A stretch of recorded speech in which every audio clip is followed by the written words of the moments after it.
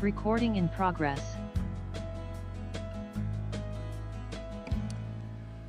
Welcome to the General Committee morning meeting for March 20th, 2024. I'll now call it to order. This meeting is being held in person electronically in accordance with the Municipal Act. I would like to welcome our student mayor, Emma Miller, representing St. Joseph's Catholic High School, which we won't hold against her, to tonight's General Committee meeting. I went to St. Pete's, so you can see you can see that. The first item on the agenda is the consent agenda. For the first items, I'll read out the title associated with recommended motions printed on the agenda. Members of General Committee may ask that an item be held to discuss the matter further. If an item isn't held, the motions deemed to be approved on consent. No further discussion of the items will take place at the General Committee meeting, and the recommended motions will go forward to the next City Council meeting for consideration, which is next Wednesday night, March 27th. We'll start with the reports, reference advisory or special committees. There's two of these. The first one we'll start with is the report of the Affordability Committee dated the 27th of February. So, Councillor Nixon, that's over to you. Thank you, Mayor Nuttall, through you. The meeting on February 27th was called to order by myself at 6:01. I'm pretty sure it was 6 on the dot, but we'll go with 6:01. That's fine. We had 3 members of the committee present, 1 absent. We also had 18 members of staff present. And the Affordability Committee met for the purpose of a public meeting, which started at 6:02.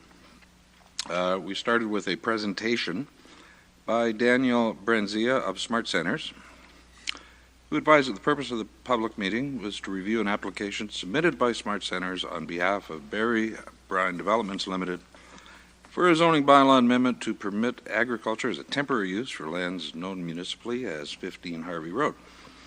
Mr. Brenzia discussed some slides concerning various topics, and then afterwards, Celeste Kitsmetry, Senior Planner of the Development Services Department, provided an update concerning the status of the application. She advised that the primary planning and land use matters are currently being reviewed by the technical review team, and Ms. Kitsmetry discussed the anticipated timelines for the staff report regarding the proposed application. Councillor Harvey asked a number of questions to both Mr. Brenzia and city staff and received responses. There were no verbal comments or written correspondence. Our next presentation was presented by Michelle Banfield, Executive Director of Development Services, who advised that the purpose of the public meeting was to review 3 applications for city-initiated zoning bylaw amendments for property known municipally as 50 Worsley Street, 48 Dunn Avenue, and 29 and 35 Sperling Drive. Ms. Banfield presented several slides concerning various topics. Afterwards, members of committee, members of council present asked a number of questions of city staff and received responses. There were no verbal comments regarding 50 Worsley, 29 and 35 Worsley. But we did have residents present, Ms. Irene Lowry and Mr. Steve Varga, who made various comments, which were responded by staff at the time. We also received written comments regarding 50 Worsley from Tanya O'Brien, and also from Sue and Steve Lay. 48 Dean, we received some written correspondence from Jeff Catlin, as well as Farhad Kouabandi, and no written correspondence was received regarding 29 and 35 Sperling.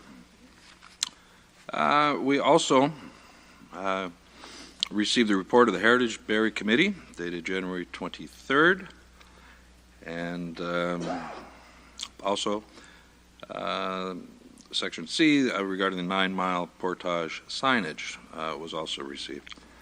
This matter was recommended to General Committee for consideration of adoption at its meeting to be held tonight. The meeting was adjourned at 7:10 p.m. Thank you.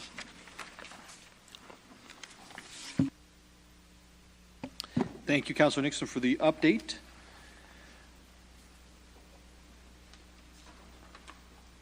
So we'll consider the Affordability Committee meeting to be received, and we'll move on to AC1, the 9-mile portage sign. It's approved on consent.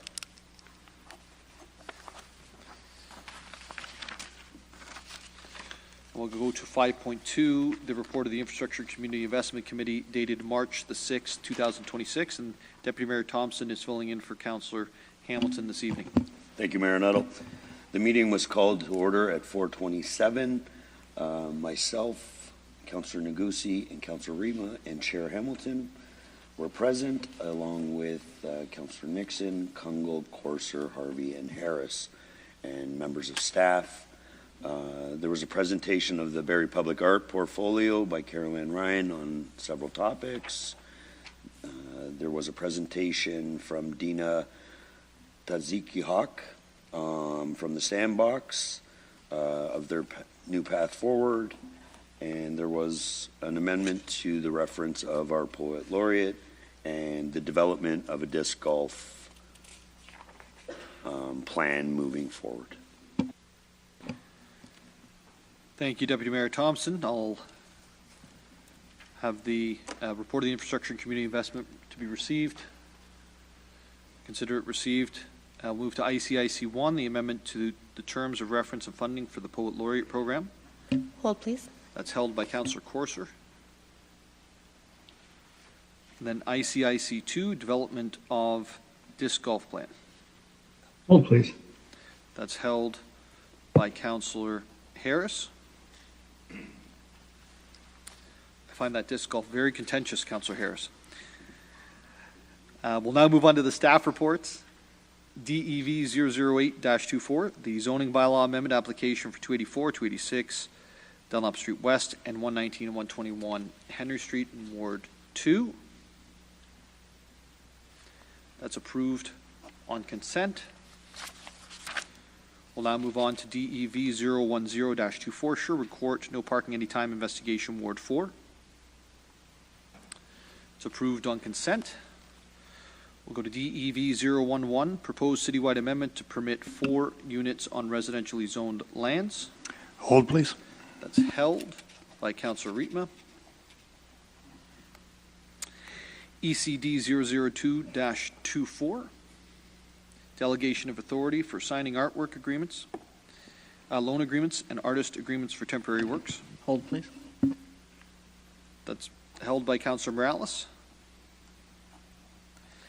LGL 001-24, acquisition of road widening for pedestrian connection and future improvements, 228 Bayfield Street. That's approved on consent. And finally, WMES 01-24, the waste management bylaw alignment with waste system changes. That too is approved on consent. We will start with Councillor Corser, ICIC 1, amendment to the terms of the reference of funding for the Poet Laureate Program. Councillor Corser, the floor is yours after you put the item on the floor. Okay, I'd like to put the item on the floor as printed.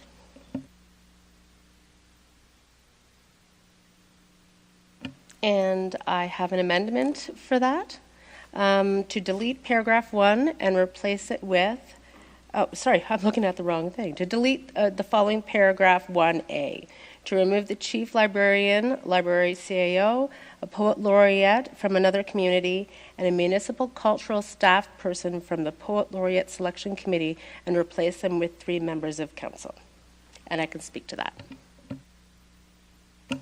Okay.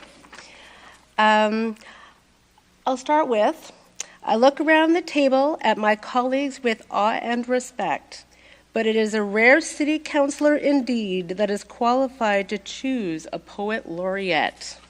And I'll allow my awful prose to speak for itself.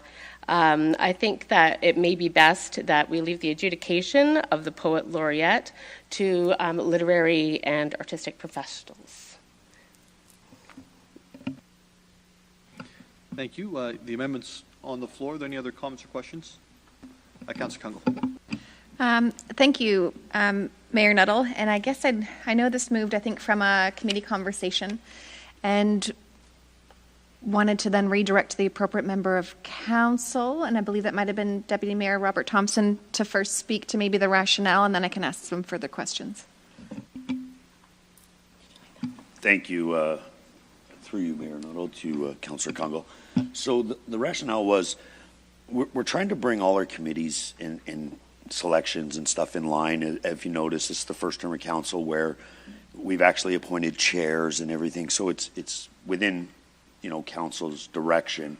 If you look at the list, we would be the only elected officials of the public for the public. So, and I actually reached out when the amendment came in. I had a really quick conversation with Councillor Corser, and I didn't get to have a full conversation, but I reached out to the CEO of the library just before the meeting and asked if this was something that she was, passionate about and stuff. And she said it was enjoyable and understood the rationale and wasn't offended, and I just didn't want her to feel blindsided. So I had the conversation, and we do still have the current poet laureate, which is on the selection committee, but that was pretty much the rationale of the decision, and adding the compensation, and council would be able to involve the poet laureate with decision making and stuff like that. If I may, through you, Mayor Nuttall, through to Deputy Mayor Thompson. So I didn't speak to this last time because I was thinking more about it and then looking at the presentation. And so seeing nuances between nomination committee and then selection committee. And also considering in other areas, we've sometimes made amendments to terms of reference to add members versus take members away. So I'd almost, redirect a question to you to say, are we losing opportunity to have a more inclusive, diverse perspective of community members by removing them versus just adding a couple of members of council to the selection process? So through you, Mayor Nuttall, to Councillor Kungle, thanks for the question.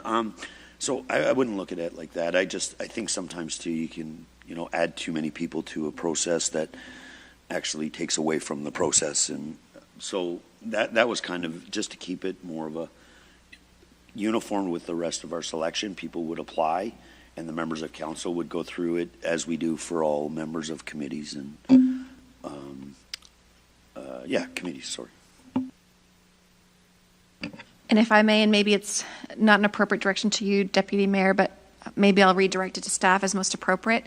So is the selection process of our poet laureate thought of as a committee like our others, or is it more of an operational process that's been led by community members? Because I didn't see that this fell into a committee like active transportation, like our advisory committees that are discretionary committees. Is it appropriate through you, Mayor Nuttall, to Ms. Schlichter? Schlichter, over to you. Through you, Mayor Nuttall, to Councillor Kungle. I've only been a part of the last Poet Laureate. It's always sort of aligned with the Barrie Arts Awards in terms of that nomination process. There wasn't an Arts Advisory Committee at that time, and the process laid out has been that composition. So the rationale for its creation, I can't really speak to. This is the first time through the process, and I would say as part of sort of this culture plan update that we're working on, we'd be looking at all programs, and we haven't looked at other compositions of how other communities do it, but that is sort of the history as I have it. Councillor. I appreciate that. Thank you. I guess I'd almost want to defer this because I'd love to kind of find out from those who've been involved in the current process in both nominating and selecting a poet laureate about the integrity of that process, the merit of who should be on that, whether or not it's the same individuals, and what would 1 to 3 members of council add. But I don't necessarily favor having 3 members of council on this particular committee, but would like to explore maybe what that current table feels is missing from perspective, or is there a process by which to bring forward individuals that are nominated for our input, but not have us so involved in the selection? Deputy Mayor. Through you, Mayor Nuttall, to Ms. Cook, Madam Clerk. A deferral motion on this, would that affect the compensation adjustment to the Poet Laureate moving forward? Through you, Mayor Nuttall, to Deputy Mayor Thompson, it would certainly delay it, because if you're deferring the whole motion, you'd be delaying the compensation. You could potentially just defer paragraph 1A to a future meeting for staff to investigate if you want the compensation to go forward. Perfect. Okay, thank you. Any other comments or questions around the table? Sorry, I'm not sure if I still have the floor or not. I thought you gave it up and then. Through a question or not? Deputy Okay. Mayor asked. Then I guess I have another question. Okay. Thank you, Mayor Nuttall. Then I guess to that end, I absolutely in support of the other amendments related to this. I would love to get some feedback before we make a change to composition around how that's going and the merits of it, and get some insight from those that feel maybe there are also other perspectives missing, or they'd like to see that composition informed. So I would like to look at maybe separating out the first paragraph and voting on them separately. And if we can do that, then I'd be interested in a deferral for the first. You can move a deferral motion. Deferral motions are debatable, so if you're moving a deferral motion of paragraph, the amendment to paragraph 1A is what you're actually moving deferral to. Madam Clerk, would we need to vote on the amendment to get to the main in order to splice it out, or can we just do that at this point? I think the easiest thing, sorry, Mayor Nuttall, the easiest thing would be to have Councillor Corser withdraw her amendment at this time, and then the splitting and the deferral could be done. Okay, Councillor Corser, you're able to withdraw? Okay, I'll withdraw the amendment. Okay, and then I think Councillor Congo, you have an amendment? Yes, please. Well, I have an amendment to separate out the paragraph 1A and move a motion to defer for staff to get some input from the current members of that selection committee around membership and bring it back as input for consideration. Okay, so that amendment is now on the floor. Deputy Mayor Thompson. Through you, Mayor Nuttall. So, understanding the approach to this, but I think going to the people who are on the committee for theirs, I couldn't support it in that, but I could support the deferral to staff to look at other selection committees and stuff. But if you go to somebody who's on it, they're obviously going to, agree with the compensation today. But if we went to other municipalities and other organizations on if this is the norm or how we come up with it, I would be able to support that. So if you would take that as a friendly, I'd be okay with that. But to go to the three members that we're removing, I think I already know their answers. I would take it as a friendly for me. I just think it would be great to have input in some scope and capacity before we make discretion to just remove individuals and replace them with three members of council. Councillor Corser. Just a question of clarity, if I could. Is deferral, would this deferral go back to the actual committee that chooses the Poet Laureate, or would this go to the Arts Advisory Committee, or would this go it's going to to staff? It's not going it would to just, okay, so this isn't going to another committee to be discussed. It's going back to staff to investigate. What? Okay. Yep. Sounds good. Just to process clarity then, I thought we were deferring it to a future meeting, but if we're asking staff to do something, we should actually refer it to staff and not defer it.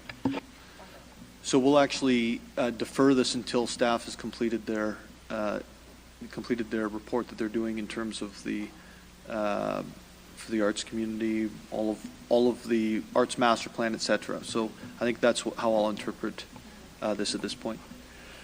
Any other questions or comments? I got a few comments. The Spear Catcher Committee.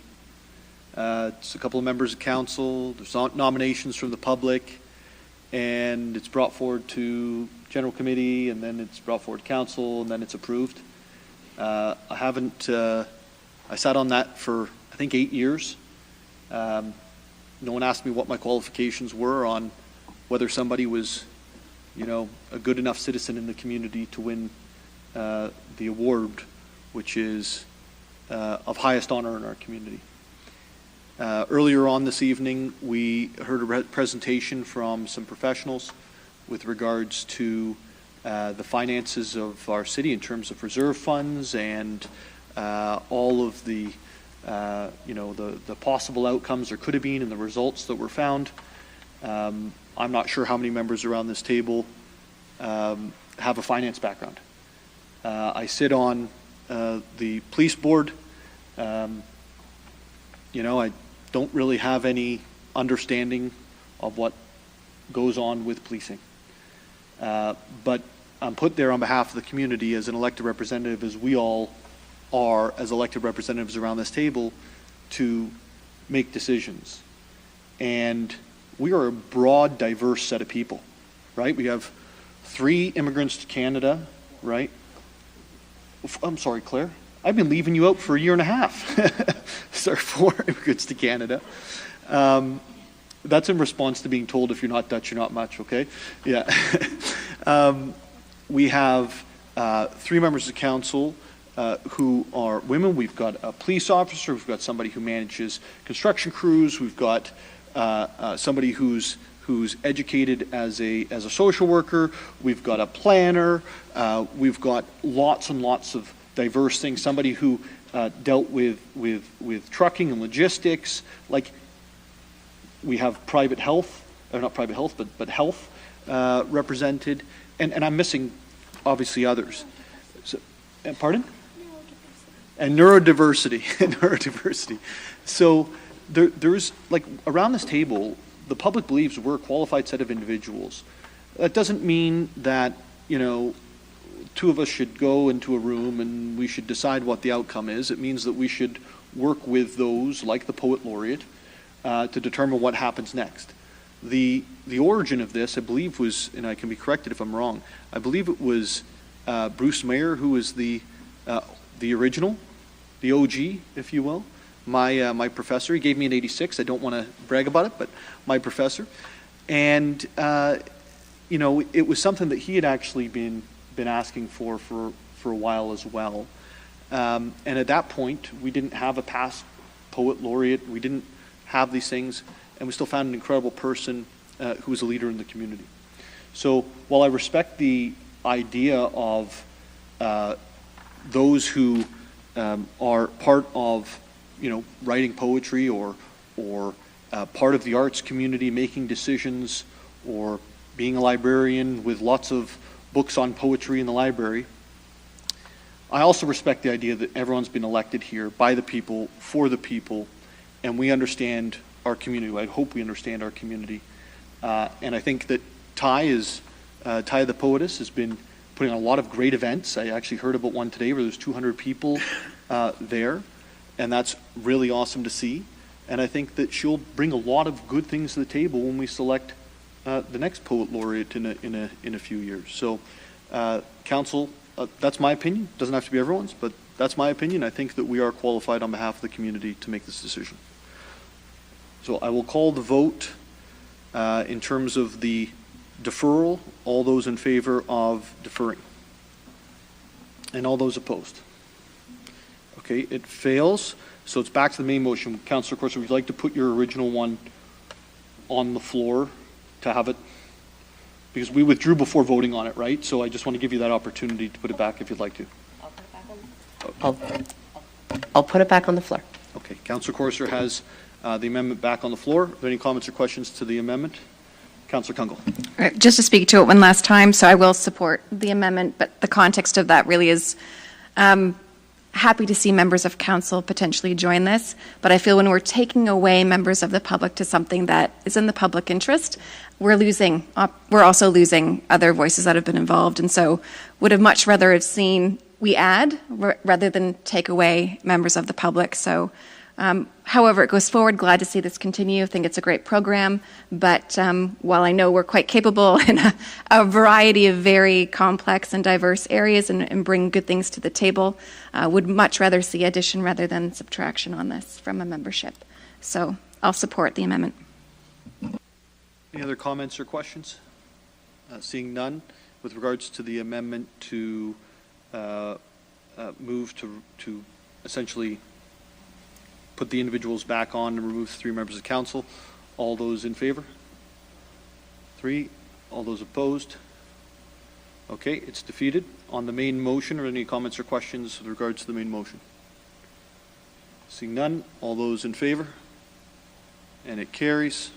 We'll now move on to ICIC 2, the contentious disc golf plan. Is it contentious? I apologize for any role in that, Mayor Nuttall. I'll put the item on the floor as printed, and I do have an amendment. Hopefully it's the final and capping one. So the amendment is simple, that staff in the Parks and Planning branch be directed to undertake a study to investigate the feasibility needs and costs of developing a 9-hole disc golf course on city-owned land adjacent to Park Place that includes public and disc golf consultation with a report back on the result of the investigation to Infrastructure and Community Investment Committee by October 2024. And I can speak to that. The floor is yours.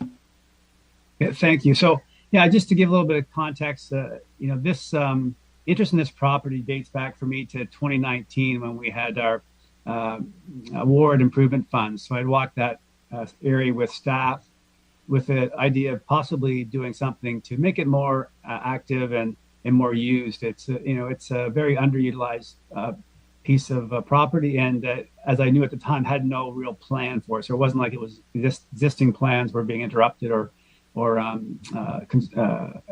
bothered. So at the time, what I had in mind and what we were able to do really couldn't be done. So I kind of left it. And I came back to it in this term, having met with some individuals from the disc golf community, recognizing how popular the sport is, how accessible the sport is, both for individual ability and age and finance. I came back to this space and, hey, maybe this is an opportune space to do a community project fund. So although it's not stated, my community project for Ward 8, it's because we need to find out some details around the availability of, the costs associated with doing this and logistics. So that's why it's not noted. And the date on this allows time for that information to be provided such that we could actually use the community funds to support the 9-hole disc golf course. So that's why it's done in this way.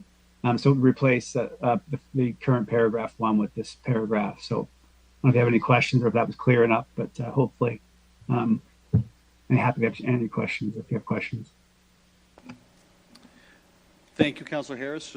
Thanks for putting that on the floor. And no, it's not contentious. I was just kidding around. So any other questions or comments? I see Deputy Mayor Thompson.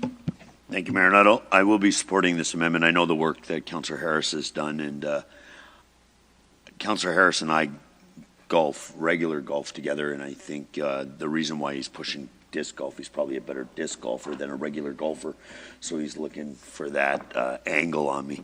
But yeah, I know that Councillor Harris has met with all parties involved of that property with staff, Mr. Bradley and stuff, and lots of back and forth emails. So I think by removing this, it actually speeds up the process and not getting it bogged down in the whole master plan of our parks and disc golf and sports fields. So I will be supporting it. Thank you, Deputy Mayor. Are there any other questions or comments from members of council? Councillor Harris, this might be the only sport I'm allowed to play after I get this foot working again, so thanks for expanding it. All those in favor of the amendment? It's approved on the main motion. All those, any other comments or questions? Perfect. All those in favor? And it carries. We'll now move on to DEV 011-24, the proposed citywide amendment to permit 4 units on residentially zoned lands. That was held by Councillor Rietma. Councillor Rietma, the floor is yours after you put the motion on the floor.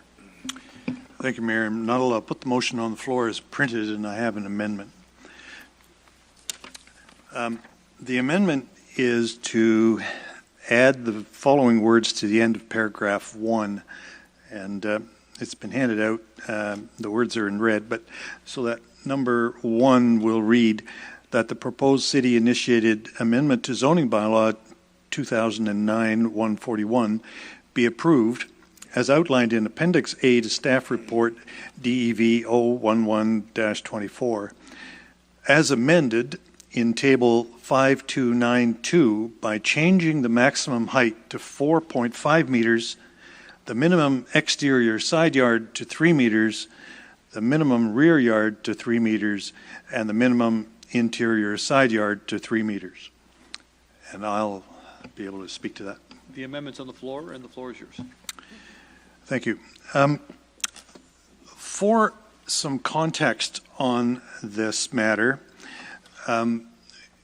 members will recall that when we went to 3 units per lot, there was a great deal of issue around it in terms of trees being cut down, impacts on all kinds of the surrounding neighbors. And we spent a fair bit of time around this table amending the zoning bylaw at that time to increase the setbacks that we now have. And so as a result of doing that, we had, I think, a lot more success with the accessory units in the third building on the site. And we haven't had, at least in my ward, we haven't had nearly the issues that we had before we amended the bylaw by increasing the setbacks. So this matter that is before us tonight, the bylaw proposes smaller setbacks, again, back to the way it was before we changed the bylaw before. And so I'm expecting we're going to get all the issues that we had then with these when we go to 4 units. So this is an amendment to change the setbacks and the height back to what we had originally for the 3 units. So the height that is proposed in the bylaw is 5.5, which under some circumstances could end up with a 2-story, and I don't think we want that.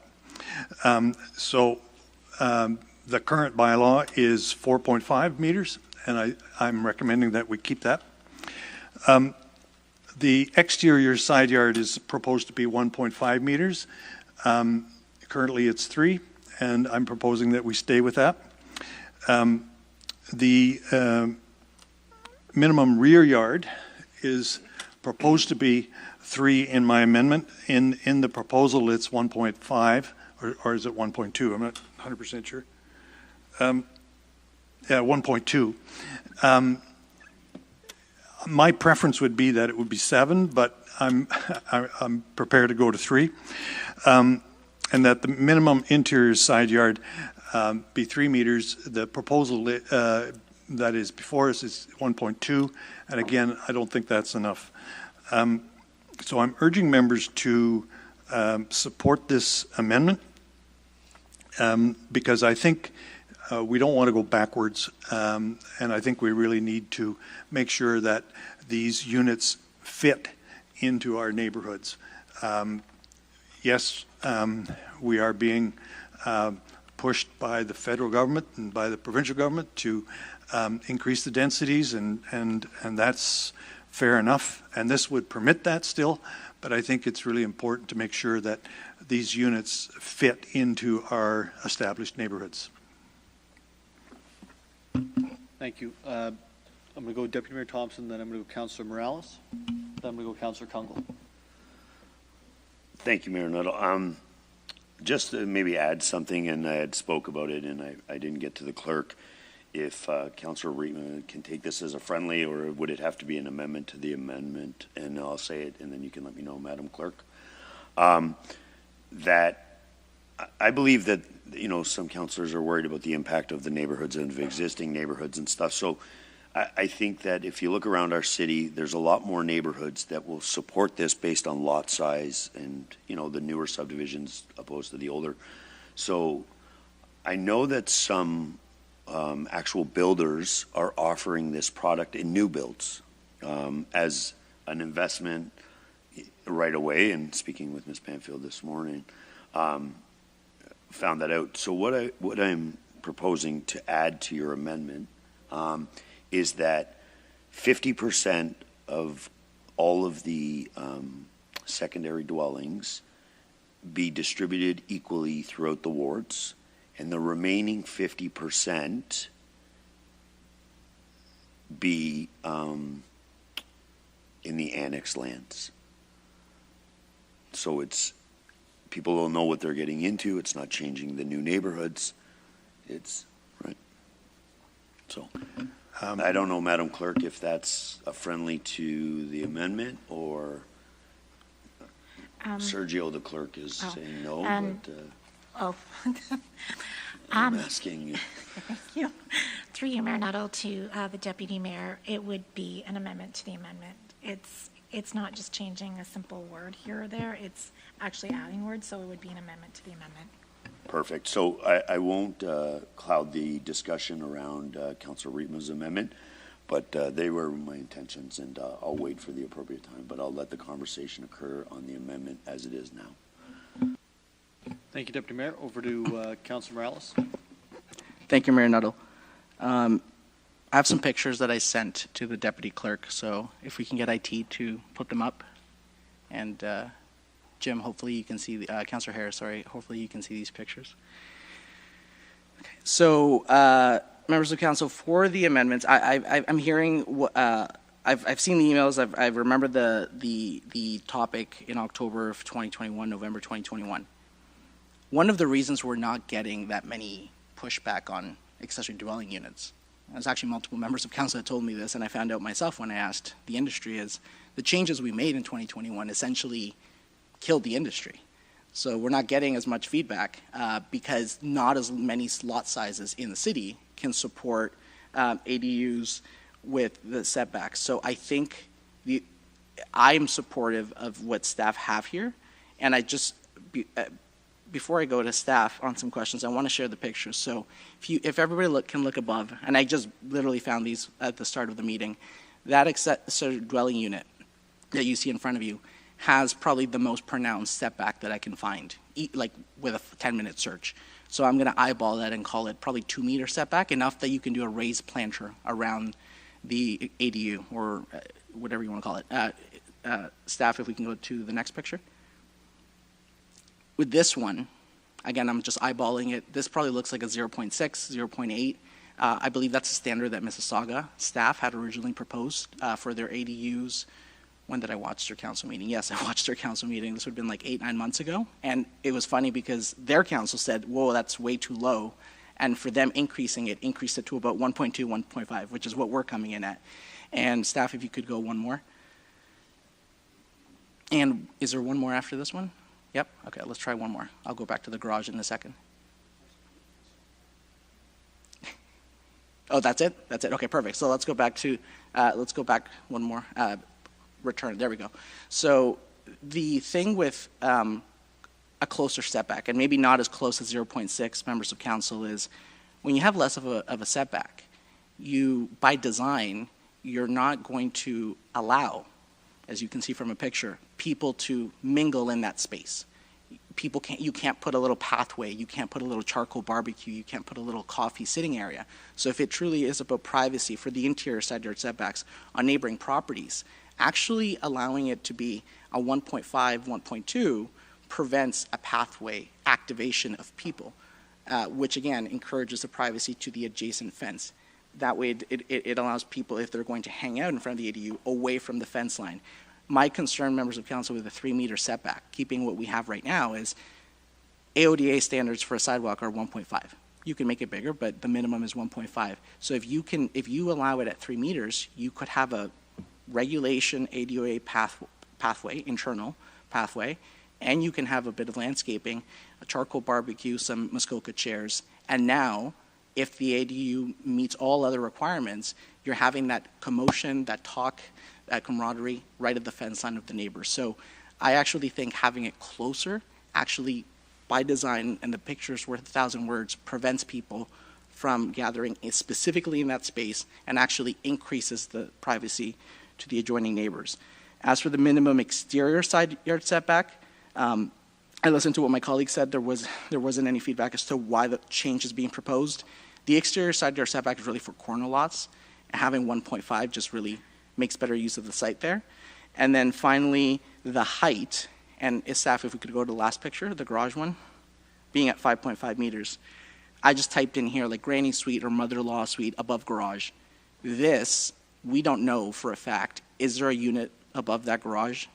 There could be. It could be a decommissioned one. It could be not retrofitted. So there's many garages around town in all ends of town, but specifically in Ward 1, 2, 8, and a bit along Big Bay Point and 9 and 10 that have that kind of separate garage where you already have existing structures. No one's building anything new, and it's really above having utilizing the space of an existing structure. Hence why I think 5.5 is appropriate.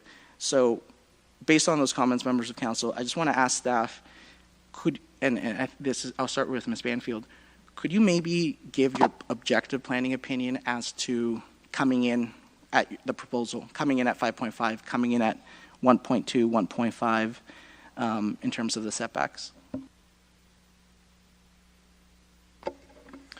Through you, Mayor Nuttall, to Councillor Morales. So certainly the setbacks that were passed by council in 2021, if you actually go back and look, staff actually at that time had proposed and recommended smaller setbacks in that staff report in 2021, and they were amended through council's decisions. And so ultimately, staff have always had a position that the setbacks should be smaller. And then now, when we're actually coming back trying to put another unit, so staff, when it was 3 units, staff thought that the setbacks should be more condensed, and now with 4 units, staff really, the position hasn't changed. We do think that setbacks to actually fit all the units on the property. So, you know, staff always put a recommendation forward based on a professional planning opinion. Sorry, you asked about the height as well, and so the other piece with the height is, you know, having that. It's, in both cases, if there's a shorter principal building, you wouldn't be able to go to the maximum height regardless, but the 5.5 meters would allow for something like the picture, although we don't know exactly how high your picture is. Mm-hmm. There could be a parking space underneath, there could be a loft unit as well, because we are trying to have zoning permissions to permit 4 units. There is a provision that you could have 2 units in the detached structure. So if it's not a parking garage, you could have a lower unit and an upper unit. That's just some of the rationale for the setbacks and then for that increase in height. Perfect. And the exterior side yard setback? Maybe some quick commentary on that one? Through you, Mayor Nuttall, to Councillor Morales, the exterior side yard setback generally is usually a little bit larger than an interior side yard setback because it's adjacent to a road. We usually have a little bit higher of a setback there to allow for sometimes there's sidewalks, sometimes there's utility boxes, but ultimately, while it might be a little bit larger than, say, an interior side yard, making sure that the setbacks are appropriate, make better use of corner lots, because sometimes you could have kind of a couple units facing one street and a couple units facing the other. So it's really just about looking at provisions that would enable 4 units on properties. Perfect. Thank you, Ms. Banfield. And members of council, I actually remembered one of the reasons I don't support a lower setback on the exterior. And here's why. Not only is there an exterior side yard setback, there's usually an additional right-of-way. Sometimes it's 1 meter, sometimes it's 2 meters. We're going to go usually with 1.5 meters. So if this amendment is approved, it's going to be at 3 meters plus about 1.5, 4.5 meters. That leaves enough space for an illegally parked car. So people don't like the visual, right? They don't like when cars park on that grassy corner. So this is actually one of the reasons where a 1.5 meter reduced external side yard setback plus a 1 meter right of way doesn't leave enough length of the car. It barely leaves enough width. Usually cars are 2.4 to getting there. So this is actually one of those things where less is more. A less exterior side yard setback will theoretically keep away those improperly parked cars. A less interior side yard setback will keep away the charcoal barbecues, Muskoka chairs, and hanging out that maybe shouldn't happen there to give more privacy to the adjoining neighbors. So this is kind of an interesting discussion, and I thank members of council for their timing and showing the pictures as well. Thank you, Councillor. Councillor Kungl. Thank you, Mayor Nuttall. I'm supportive of the amendment. I appreciate that being brought forward already, getting emails, and while I do appreciate different interests around what a 4-unit on residentially zoned lands could facilitate being in the East End and going through the process around public feedback around changing setbacks, although further amended by council. I mean, that is something that I feel, at least my residents felt heard, were appreciated, and at least from a step forward feels like, should we be moving forward with this, which is presented, then we're doing so at least to start in the same scope as the intention we set out and changed for the accessory dwelling. So I'm supportive of it, and I guess we can always come back in time, but I also see this as one of many options, not the option around facilitating housing. So I think this is a reasonable step that might be easier for the public to understand, at least that we're staying consistent with where we voted in the past on accessory dwellings. Thank you, Councillor Kungl. I now have Councillor Harris. Great, thank you, Mayor Nuttall. Yeah, I will support this as well. I think Councillor Congo just captured the sentiment as well that I feel that comes from residents in my area. And I also recognize that, the detached accessory dwelling unit is not the answer to the housing crisis. Let's be clear. We had 63 built in the last 5 years. 16 were built last year in Barrie. So, it's something that needs to happen, and we have the 3 units per lot right now, and I feel that's reasonable. But definitely, should the 4 units go forward, I think using the standards that we have is prudent and definitely the best way forward. So thank you. Thank you, and Councillor Harvey. Yeah, thank you, Mayor Nuttall. I am very supportive of the amendment. I was very reluctant when I saw the small setbacks that were being proposed because it does create a whole host of issues. Just a little clarity from staff. On page 9 and in a few other places, it actually speaks about the same thing within the staff report in regards to landscape buffer areas. And when it says landscape buffer areas must be provided between the lot line and the accessory building or structure containing an additional residential unit. Now, I know Councillor Morales just a few minutes ago was speaking about a walkway and things like that going between the fence line and the detached accessory dwelling. Would that be what staff would envision as a landscape buffer, a sidewalk? Or like, let's say even a patio where people would be hanging out? Through you, Mayor Nuttall, to Councillor Harvey. So in the zoning bylaw, yes, the landscape buffer area can include shrubbery and plantings, but it can also include patio stones or walkways. That's the definition in the city zoning bylaw. Now, in this particular situation, without actually having to amend the whole zoning bylaw, does council have the ability to adjust what a landscape buffer would be solely for these detached accessory dwellings? Through you, Mayor Nuttall, to Councillor Harvey, I think staff would have to have an understanding of what you would want to be in the setback. Like normally the setback is, most often it is grass or shrubbery or walkways. I'm not sure what council would want to be in that space. Just a follow-up then, if I could. So what I'm basically looking at is the same thing when we've had taller structures coming in, whether it's a 4-story, 6-story apartment building, backing onto people's backyards. We've always had discussions around landscaping, type of green screen type of thing, tall trees that would help cover this wall that people that backed onto these properties ahead of a detached accessory dwelling being built probably never envisioned ever coming.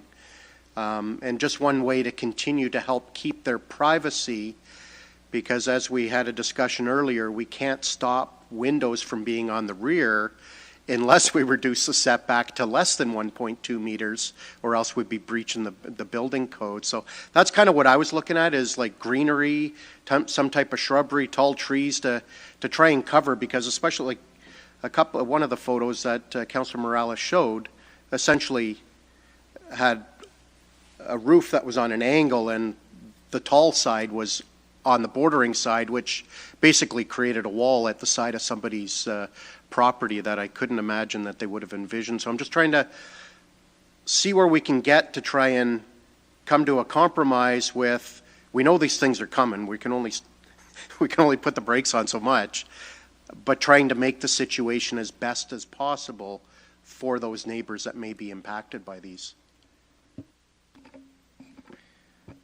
Through you, Mayor Nuttall, to Councillor Harvey, the key difference in the examples that you're talking about are projects that would go through a site plan approval process and would have the ability for staff parks planning staff to review landscape plans.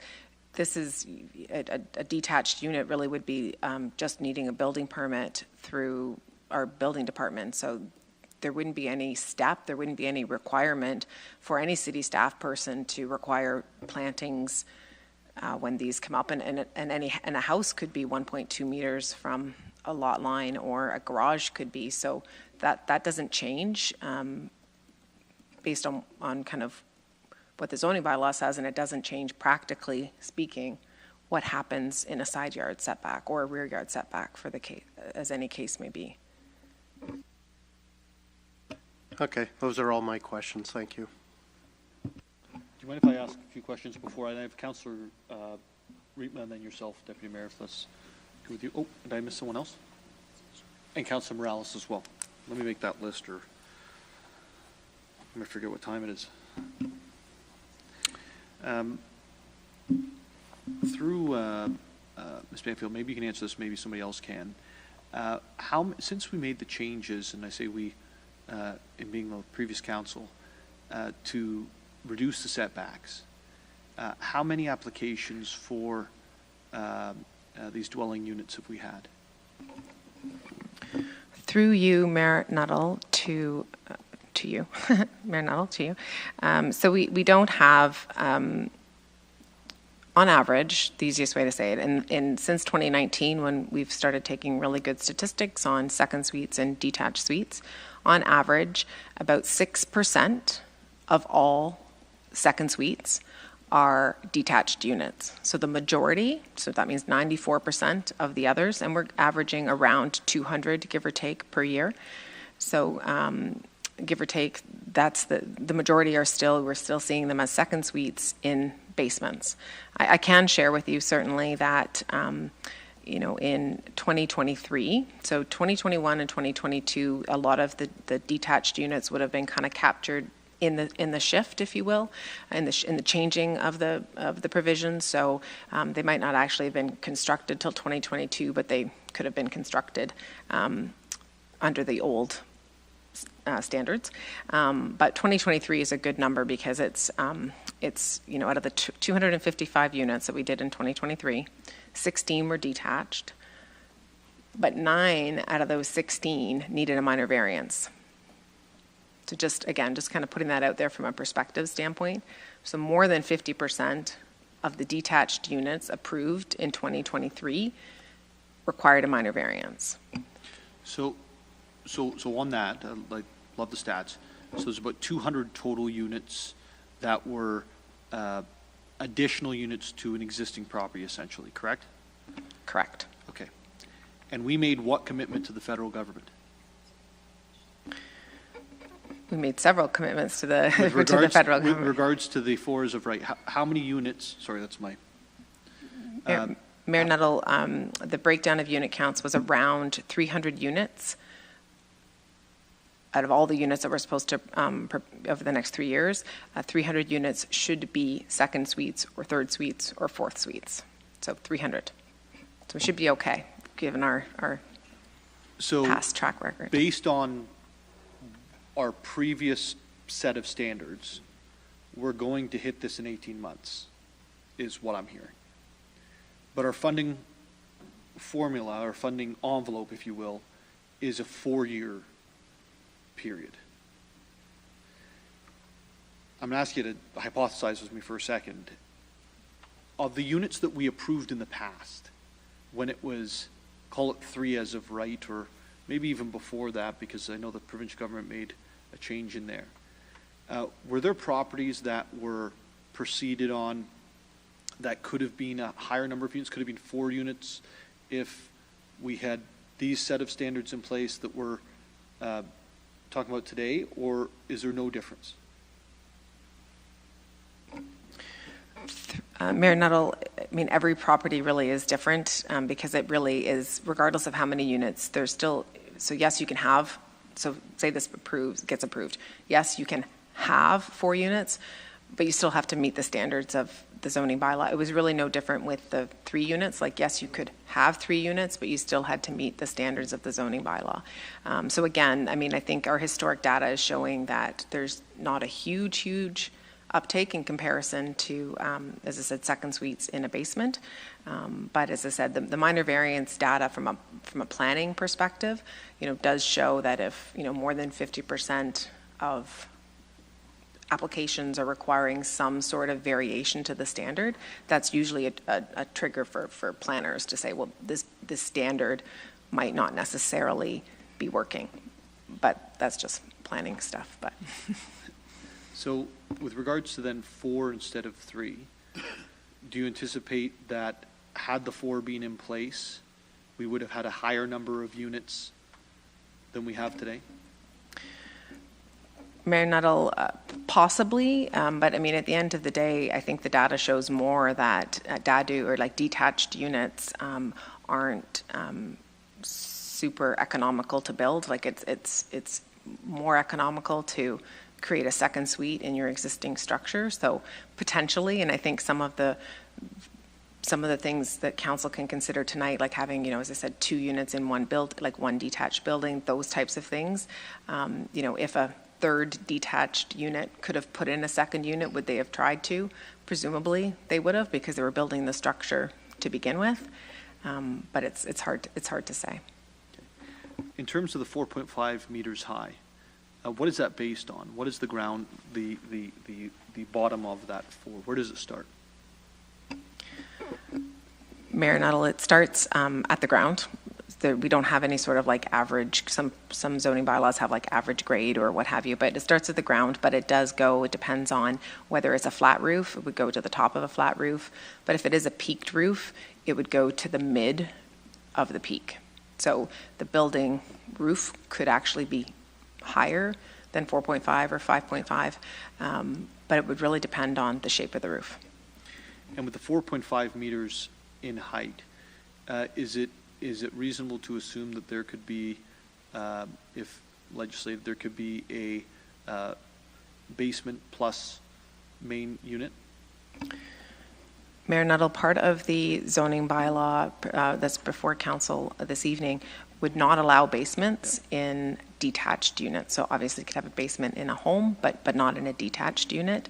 I'm not sure if you could actually design a 4.5 unit building with 2 stories for living space.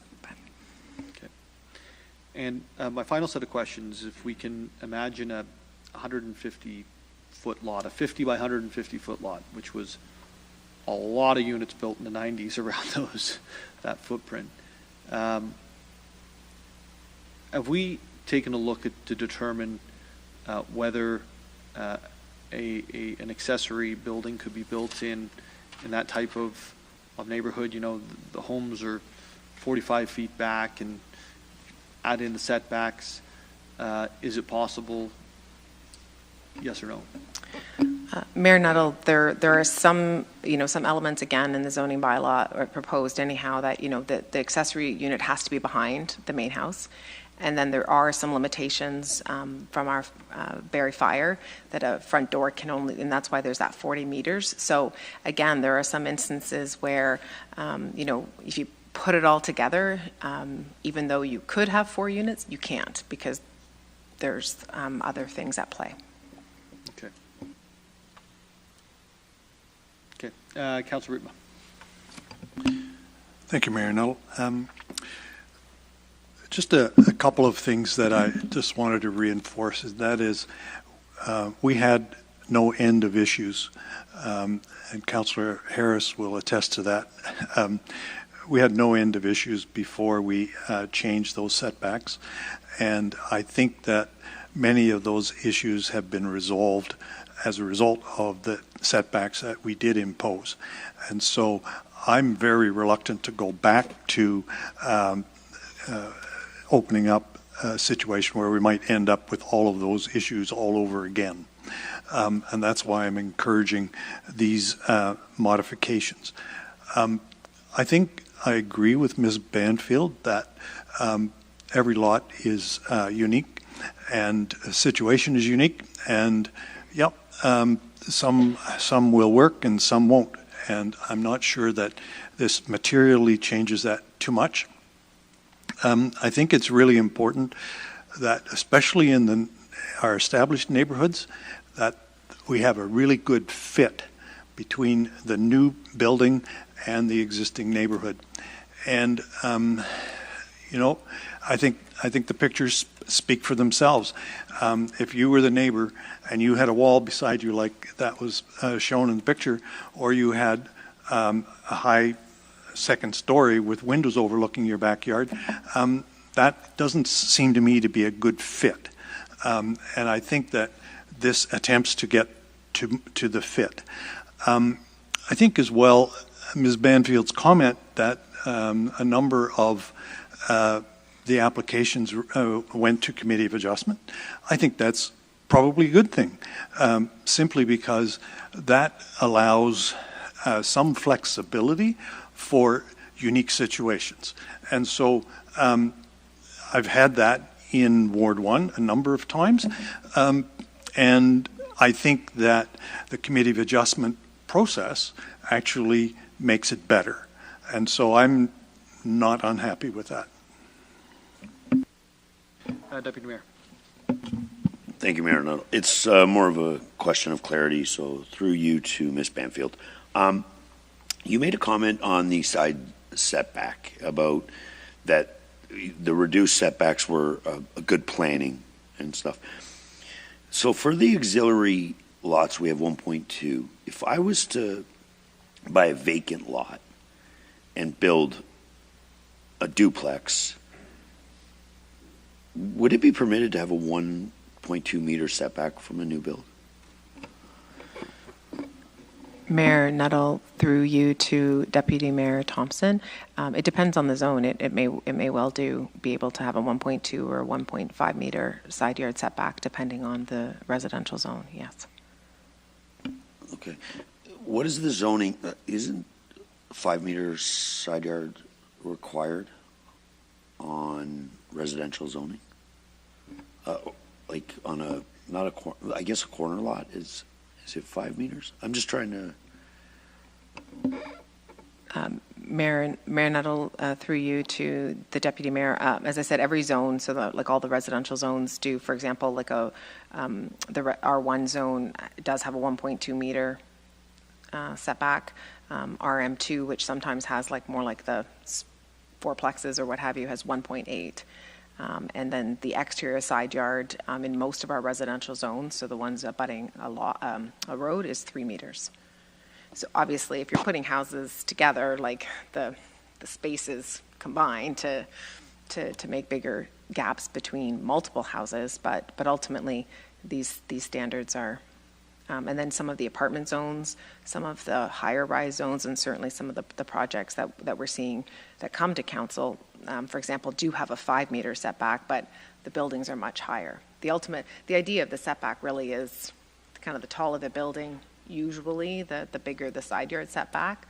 But in residential neighborhoods, again, you're looking at, in some cases now, suggesting the detached units are going to have a larger setback, side yard setback, than a detached home would. Okay. Yeah, thank you. I appreciate that. What we discussed this morning in regards to builders offering this as a product that they can buy and stuff, would we if we approve this, whatever the setbacks are and stuff like that, whatever council feels, would there need to be a change in any other policy to allow that? Like,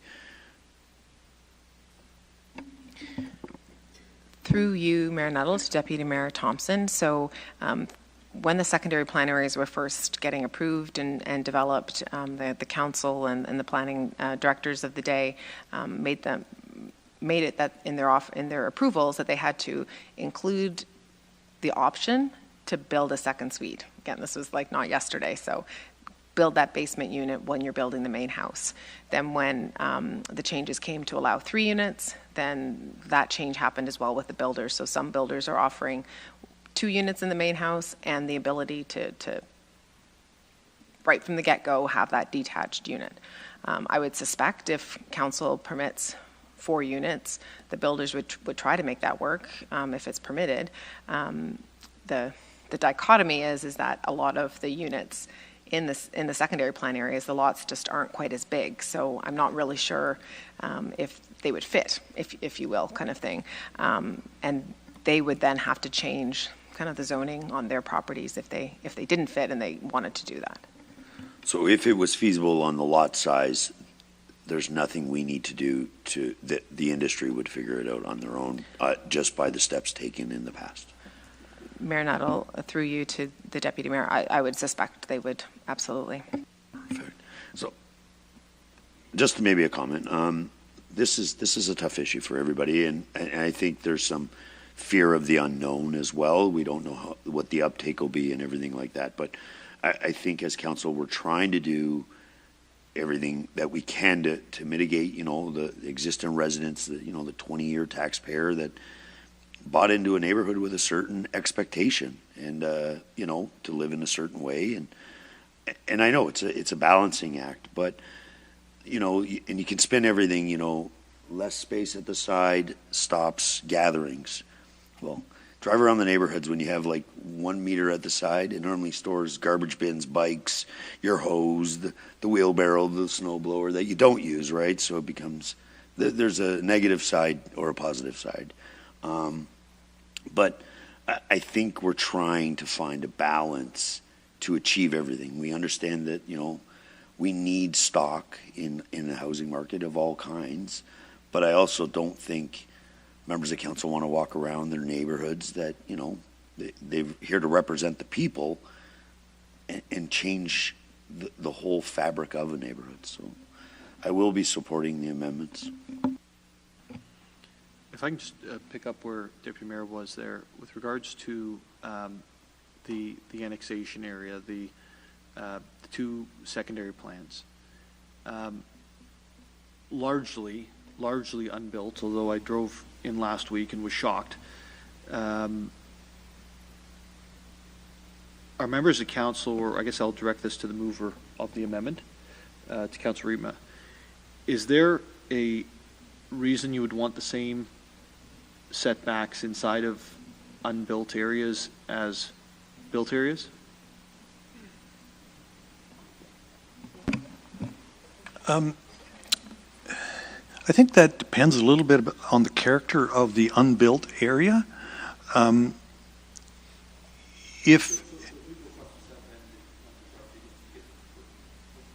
Sorry, I apologize. And I know I'm interrupting you. If you go across the south end, I mean, it's a pretty uniform set of circumstances. Former farm fields, some forests, some roads that need to be in better condition.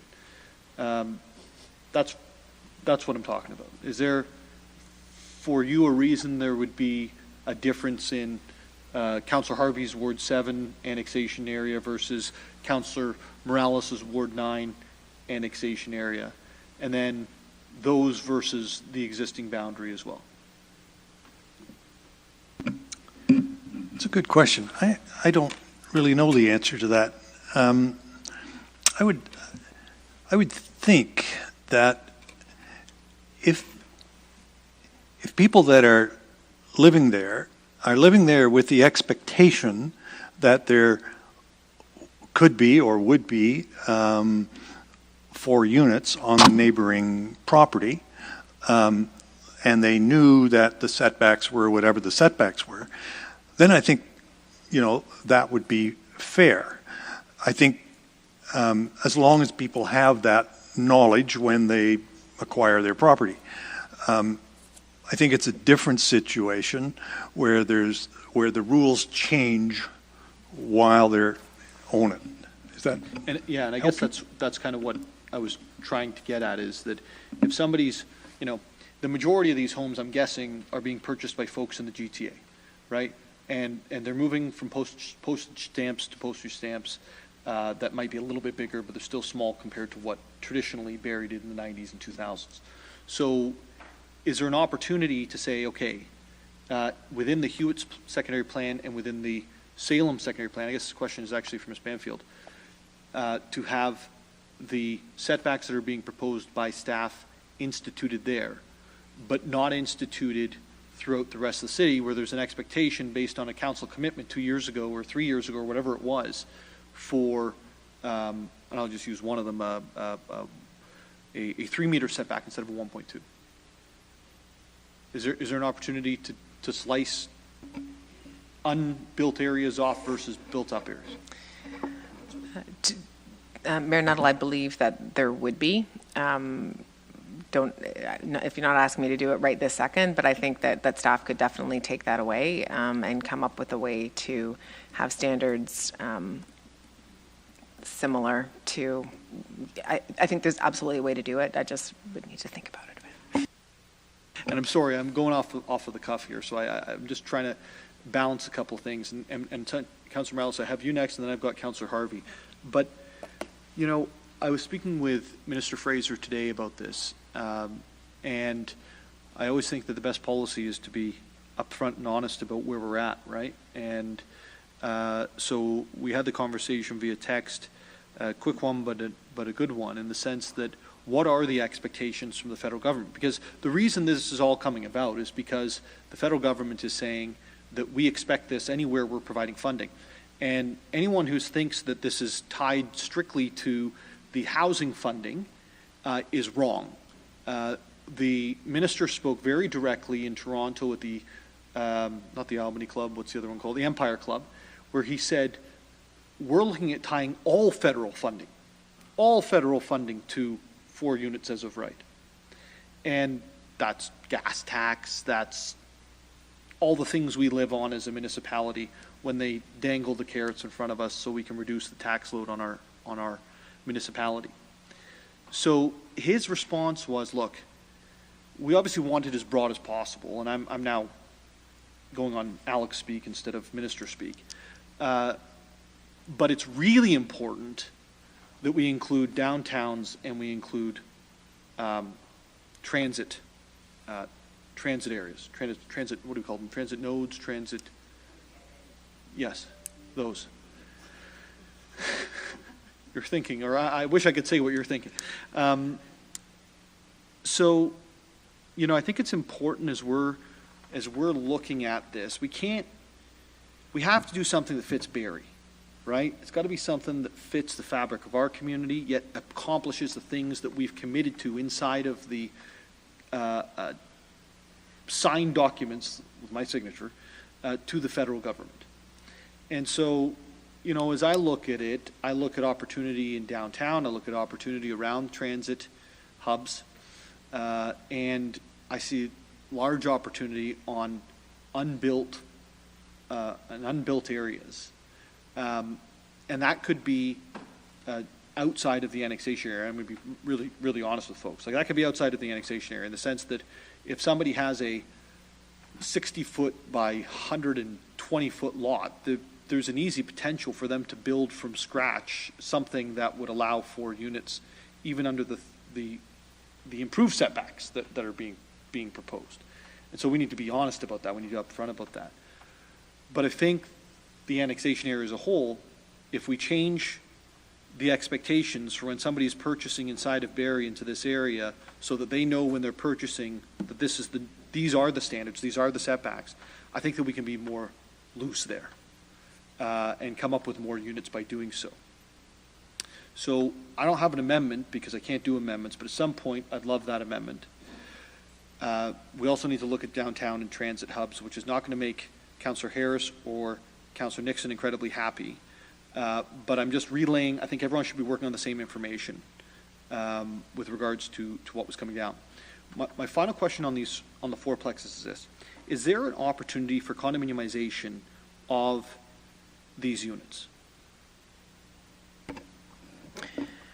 Mayor Nuttall, I don't believe so. The idea is 4 units per lot, and then when you start looking at either severing or condominiumizing them, they actually create different units, and then they wouldn't meet the lot area and they wouldn't meet the lot size, and so it's 4 units on one lot.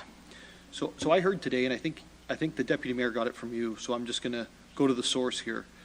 I heard today there was a 4-unit inside of the annexation area potential of $1.5 million or something like that? Not in the annexation area, on a new lot for $1.5 million. Mayor Nuttall, that was for 3 units. For 3 units, okay. And those 3 units, so that's an average $500,000 per unit. Do we know what the bedrooms were in each one? Mayor Nuttall, I do not. Okay. So I just want to leave this on the floor. I'm not even sure if this can be had as part of this conversation, to be honest with you, but it strikes me that there's not many projects in the city where we're looking at $500,000 2- or 3-bedroom units. But there's potential through this that you could. And, I understand that there's complexity. Well, you've got one roof, but you've got, if you think about 2 units on top of 2 units, you got one roof, and what happens if someone's not paying, and all of those types of things are the same issues you deal with in any condominiumized setting. And I think that we're limiting the ability of people to purchase if we don't allow the cheapest form of building to be purchased.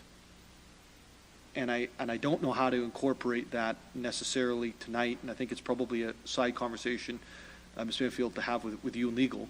But I do want to make everyone aware that if this goes through, that is something that I will be looking for. Not to say that we want to take away rental units, but to say that it needs to be both. I mean, we'll need to be able to walk and chew gum at the same time. And I think that that will open up a lot more for young people and for parents around the city who are looking at this. Councillor Morales, I'm going to go to you, and then I'm going to go to Councillor Harvey, and then Councillor Corser, and then I'm going to go back to Councillor Riepma. Thank you. Thank you, Mayor Nuttall. Just watch the only quote from tonight be, "We need to chew gum and walk at the same time." I'm going to go off one of the last points you said. We need to get the cheapest units we can that are the easiest to build and get on in the pipeline. Cheapest as in cost of construction. And in my understanding of this, that's the ones above the existing garage. Garages that are already there that may not be exactly that height or maybe with that countryside background, but there's lots of them on Big Bay Point, in Ward 9s, and as we keep going. And that is why I really emphasize keep it at 5.5. I understand there might be interest to do it. So maybe, and I love this discussion, by the way, the tone is much better than it was in 2021. For those who, there we go. Ms. Councilor Riepma, right? The tone was much better among everybody, myself included. So this is great and it's constructive. So maybe let's support some sections of the amendments and some not other sections. So I strongly feel no, I almost dare to say no, that 4.5 will take off those low-hanging fruit, those easy ground rule singles will take off those garages above that would have otherwise been built, and we'll say, well, those are not going to happen, so I'm going to throw my $30,000 to the Committee of Adjustment, hire a planner, and go hard. And we're going to get the issues that we've had. We just need to check our emails in the last couple of weeks to know that. So the garages are a big deal. As to the other points you made, Mayor Nuttall, I don't think the idea about having these units in the annex lands is going to work, and I have evidence to that. And Deputy Mayor Thompson will have this. You also have this. So do you remember when we met the president of Honeyfield Communities at the meet and greet, and he said, "I have an issue with the proposed zoning bylaw changes," and we said, "Send it, Sergio, deal with him, get him to send us the feedback, get it in writing." So we did get an email, and Deputy Mayor Thompson, you were also CC'd on this. I only bring it up because you were CC'd. So on Monday, January 29th at 12:07 p.m., so for Mr. Chappelle, he'll also have access to this. It's a long email, and it's from the president. This is someone who owns basically all the developable land that is, homes are popping up as we speak and for the next 4 years. And one of the paragraphs here he says is, implementing any new zoning standard for the secondary plans will only serve to restrict the supply of housing and increase housing costs. The proposed zoning, if implemented, will require a fundamental redo of all of our newly completed plans and home designs, which require almost 5 years to develop. Going back to the drawing board would be an immensely expensive and time-consuming undertaking that will only handicap our ability to bring much-needed supply of affordable, market-driven housing that consumers would be able to and willing to buy. He drilled this into me when we spoke many times on the phone. He is not going back to the drawing board. And so I just want to be clear to anyone. I'm sorry that it's a bit of a downer comment. The expectation that the annex lands, people know what they're buying, the developers can maybe sell a unit at a little bit more premium because it's got some renting units, it's not going to happen. And I tried, and we got that in writing, and that's been submitted. Now, that was for the proposed zoning bylaw, which is a different document. However, it relates to this. If there's any expectations that the lands that are going to get in the pipeline over the next 8 years are going to take this on, they have strongly said no, like they will not do it. So unless we can force them to, they will not take an incentive, they won't take a carrot, they won't take a DC discount. As a result, I want to go for the low-hanging fruit. That includes the garages, and I don't want those illegally parked cars with the setbacks, with the exterior side yard setback. And let me just check my notes here. As per the answers that Deputy Mayor Thompson got from Ms. Banfield earlier, it was an excellent question. The question being, what's the side yard standards for single attached homes? 1.2, 1.5, 1.8, depending the zoning area. It was an excellent question because if this amendment passes, it would actually create a bigger setback requirement for an ADU than for the existing dwelling, which is kind of an interesting dichotomy. I'm not saying it should be less, but definitely having the new units have a higher setback standard than the ADU is kind of an interesting situation. Also, finally, when we heard from staff saying that about 50% of our ADUs have had to come in for a committee of adjustment variance, I think that goes to show that the zoning standards are clearly not addressing the market applications. 50% people asking for an exemption is like 50% of people handing an assignment in late. Something happened. So if the number was lower, I think it would just say, people, that is the market. But I think we have an opportunity, because it's been roughly 2 years and 4 months, to address it at this point, especially since the housing crisis has only gotten worse since 2021. So as a result, I'm actually going to do an amendment to the amendment. I really hope it passes, because I'm trying to be a little bit more sensible on everything everybody has said, and then we'll go from there. And I'm going to email it out.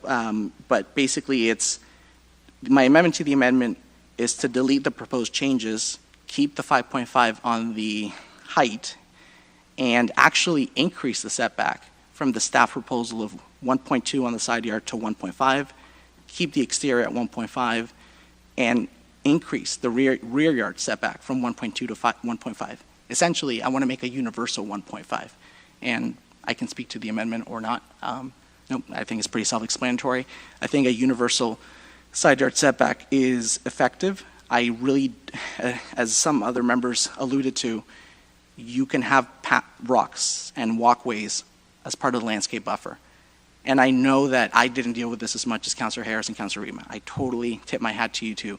But if we know that the possibility exists for people to put Muskoka chairs, a charcoal barbecue, things that encourage people to congregate in 3 meters, the answer is they likely will. So I think accepting a 1.5 meter universal setback is that happy medium where it actually, almost just by the design purpose, eliminates or at the very least strongly discourages anybody to have that congregation. Because remember, with gathering comes noise. We have Bluetooth speakers now. We have other sources of noise. So if at the end of the day, if 1.5 is only good enough for a little bit of shrub and the waste bins, I think the fences have to be at least 1.5 meter in height. So the waste bins aren't going to be visible from the adjoining property. So I'll send an amendment around and I guess open up for discussion. And I'm happy to take questions. Okay, so the amendment's on the floor. Councillor, a couple of things. With regards to the comments from Honeyfield, I don't think I've read them recently, so I'm not going to say what they said that day or not, but I think we have the CAO in the electronically joining us. Mr. CAO, you and I and Ms. Banfield, and I think Ms. McAlpine, maybe, met with the development community, a few weeks ago. There were probably 15 to 20 developers representing, I'm guessing, 80% of the ownership of developable lands in the City of Barrie. I could be wrong, but I thought I heard two things, including about the new zoning bylaw. One was speed of process to get units to market, in the sense that once they're approved, getting through building services, permit pulled, and being able to actually build. And the second one was less stringent setbacks that are being set out in the new zoning bylaw. Can you confirm that that's what we heard from that meeting? I think it was actually specifically from Honeyfield, who was on who joined us electronically that day. Mayor Nuttall, to you and members of committee, we did indeed have a meeting with the development and building community. I don't recall off the top of my head, Mayor Nuttall, whether Honeyfield was on the line, but it certainly was all of the active builders and developers in Barrie. And certainly overwhelmingly, their number one was request when asked if we could invest more money in the system, where would we invest it? They requested that we ensure that we have adequate staffing to move processes and applications through as quickly as possible. That was almost a unanimous request. There was various requests, including around opportunities around the zoning bylaw, for sure. And those... I don't remember specifically a setback commentary, Mayor Nuttall, but that may simply be because my memory is not working. Yeah, I believe that the concern was related to some of the more stringent parts of the new zoning bylaw being proposed, including but not limited to the setbacks. So I think Honeyfield's doing a bunch of development. There's no question, Councilor Morales, but they're not the only show in town. There's many, many, many developers that I think haven't started their process, that will start their process as the market right sizes here, and haven't developed out all of their stock. So, some of them haven't even gone to market. Some of them haven't even been filed with us. There's lots of opportunity between now and then. And if they say that we prefer higher setbacks, I will stand to be corrected, but I don't think they will. I think they'll actually say, this gives us more opportunities, and if it fits, we'll look at it. If it doesn't, we're too far down the road, then we won't. Sure. Very quickly, Mayor Nuttall. I agree they're not the only person in town. When I talk about the pipeline, there's lands that are going to be developed in Ward 7, but those lands are some of them are now, and some of them are phase 2, phase 3, and we're maybe getting rid of phase. It's going to be like 10, 15 years. The Ward 9, 10 ones are like the now / to 8 years. And beyond Honeyfield, I know some of Ray Duhamel's clients that he has told me on behalf of his clients, they're done. Sobeys, do you remember the whole plaza and me with the driveways? They're done. They've done their designs. They're not redoing the designs. They got it in a settlement. I've tried to push a lot of this because I like pedestrian safety, because I've done a lot of these initiatives, and they're like, we're not doing it. So I understand Honeyfield is not the center of the universe for this policy, and neither is Ward 9. But because a lot of the lands that are going to be in the pipeline, we could review this in 3 years. But so my runway is 0 to 4 years. A lot of it is going to happen there, and I think every single major landholder has said we're not going to. We don't like the revision of this zoning. We've spent 5 years and lots of engineering money, and our investors refuse to accommodate this. So maybe by next week, what I could do is, instead of us speculating, get you that confirmation of people who have given me firm no's versus people who have said undetermined, and maybe that might help the discussion. Yeah, I think perhaps Ms. Banfield, before City Council, if you could send an email out to that same group of developers and ask them whether in the annexation areas in the Salem and the Hewitts Creek, what is it called, the landowners group or something like that, whether they prefer to have setbacks of a higher degree or a lower degree, and they can get back to us on whether they want to keep, whether they want to fall in line with the rest of the city at 3 meters, or if they would like to, in fact, be at 1.2. Absolutely, Mayor Nuttall. Thank you. And then we'll get all of the information back on that we need. Yeah, as long as the information is presented in the goal of building ADUs or more units. Sure, absolutely. Councillor. Yeah, thank you, Mayor Nuttall. Actually, just to stay on the same line that you're on right now, even with the 1.2, like I look at a house that I used to live in another municipality, and one side of the house was actually built on the lot line. So you literally had a 0 setback on the one side, and be quite honest with you, it was a non-issue. So that might even be something to consider. But to Councillor Morales's point, I really agree with the take that you've got on it, Mayor Nuttall, because certain developers are already far enough along into their phases. Obviously, the Hewitt side is much further along than the Salem side. I mean, my phase 1 is already done. I'm not sure how far they are into phase 2, but definitely phase 3 and 4 are pretty much a blank canvas, even though they've kind of got the particulars as to what they envision. Now, obviously, that could change as the demand changes for probably smaller units, so that way you can build them a little bit cheaper and make them more affordable. But the whole idea around having different rules in the annex lands than the built boundary makes total sense, especially when you're talking about detached auxiliary dwellings, because then people should know what they're buying into and would be accepting of that, and there would be no surprises to them.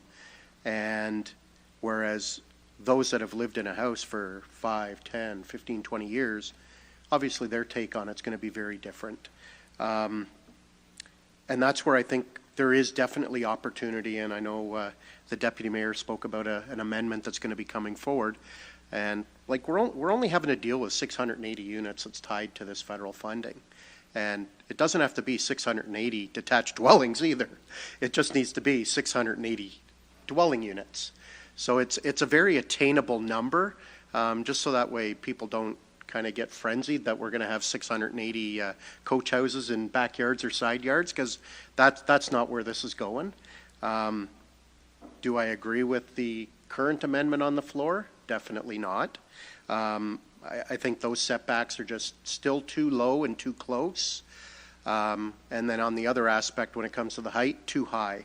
Now, when it comes to, because Councillor Morales has mentioned it a few times about the garages. Well, if there's already an existing garage that's at whatever height it's at, and they've got the ability to put a secondary dwelling in the upper portion of that, then that's not an issue. There hasn't been anything that's changed on that property. So I don't know how this would tie in, what's being proposed in the staff report would really tie into that. Now, Ms. Banfield can correct me if I'm wrong, because the way I look at it as a councillor and as a resident is the height of that detached garage isn't changing. It's just now you're adding an upper level suite into that garage. So how, if maybe Ms. Banfield, if you can advise how this ties in, or in my opinion, I don't see that it really does directly tie in and would impact the heights that are tied to the amendments on the floor. Mayor Nuttall, through you to Councillor Harvey, so a couple of things are at play. So right now, a detached garage can only be 4 meters in height. So unless there was a site-specific provision or a minor variance, we wouldn't have existing legally created 5.5 meter. So there shouldn't be too many of them out there. There may be some, and people are probably sitting, I've got one, or so there's many different ways that they could be, but generally speaking, there shouldn't be tons of them around. But even if there were, you would still need to go through a minor variance if you didn't meet the standards. So if we have standards in here and you don't meet the standards, you would still need to go through a minor variance. And I know that, we certainly heard from councillors saying, well, that's not the end of the world. The neighbors then get notified and signs go on the property and we have a meeting, and that's what the Committee of Adjustment is for. And 100% that is what they're for. But at the end of the day, also zoning reform is to actually take away planning approvals. It's generally speaking, is to go for so many projects to be able to go just to building permit. Committee of Adjustment is a great process. It's certainly faster than a rezoning, but it still takes time. And the whole idea of some of these initiatives is really to have people just be able to apply for a building permit. Great. I do appreciate your answer. I am a fan of the Committee of Adjustments, unfortunately, because I look at where we were in 2020, 2021, where it was basically a free-for-all. And people were up in arms, especially in Ward 1, 2, and 8, where they do have the large lots, that they were taking chainsaws to roots and from the bordering trees and everything else, and like we were having significantly sized townhouses, I would say, put in the backyards of some of these properties. And I really felt for people that never ever would have expected that all of a sudden you're sitting in your backyard and you're staring at a townhouse. So I think that's why we had to do what we did in 2021, and I think that's why we're having this very fulsome discussion again tonight, and hopefully we come to some type of agreement as to what these setbacks are going to be, or we might be at another a long meeting again next week too. But I do appreciate, I really think you're trying to get us to where we need to be with having some balance, and the annex lands is, and I represent that area.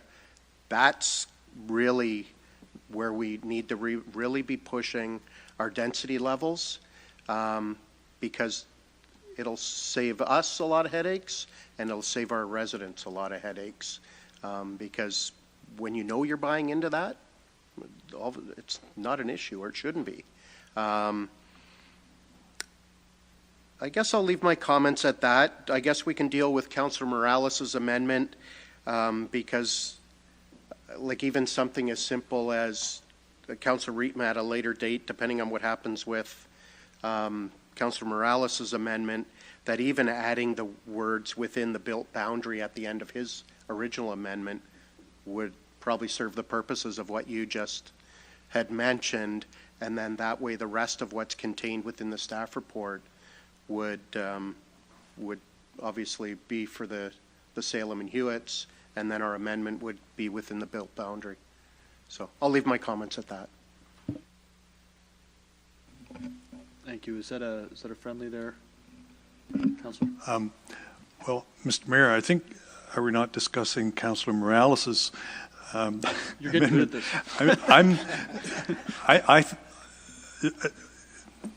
Since I have the floor, I might as well keep it, right? I thought your idea was brilliant, that maybe we should have different setbacks in the annexed areas versus the built boundary, and maybe, we have just come to a resolution of this matter if we can have Councillor Morales's amendment withdrawn, and I would happily accept Councillor Harvey's friendly then, and have my amendment apply only to the built boundary. I think that may just solve the whole problem, but that's sort of where I'm at. I think that if I'm guessing that Councillor Morales will want to keep his amendment on the floor, but I'm going to. Correct. Yes. Okay. And so I think that we got to do that in full. The other piece I would just outline is what I've already outlined. And Councillor Harris, I hate putting you on the spot, and Councillor Nixon as well, and Councillor Morales, because the three of you have transit and downtown. What is the perspective around the reduced setbacks in the downtown area, and around the transit terminals? And so I'll start with whoever wants to answer first, because it is something that's been requested by the federal government. Sorry, Jim, your hand's up. Your fake hand, not your real one.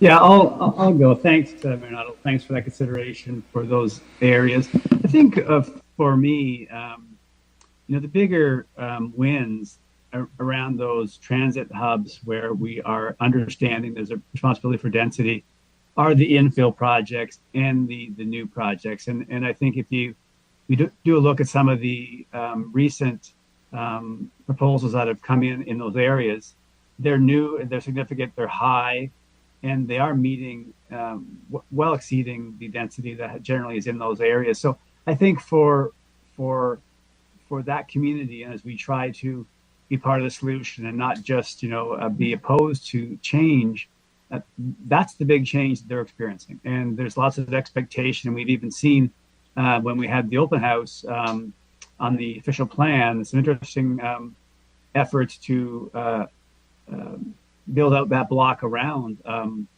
Cumberland and Gowan. And so I think, again, when I look at the numbers and look at the big picture, the adding units to the backyard doesn't move the needle. What moves the needle is the height and the density on the infill and on the new projects that are being proposed. So for the people of primarily that area, there are some, I imagine a fair percentage of detached accessory dwelling units are in that area because there are some lots that permit it.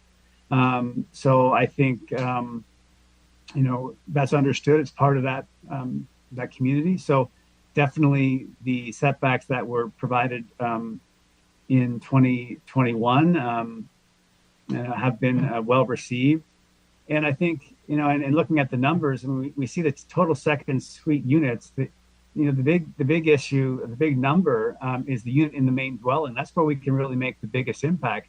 Last year, 94% of those units were in the main dwelling, not the detached accessory dwelling unit. So I think that's where we're going to make those units. And as we make that easier, then you'll see the number. And the numbers are, very clear that that's where the growth happens. So I think for people in that community, understanding secondary units in the main dwelling, having a reasonable detached dwelling in the back with the current standards is understood.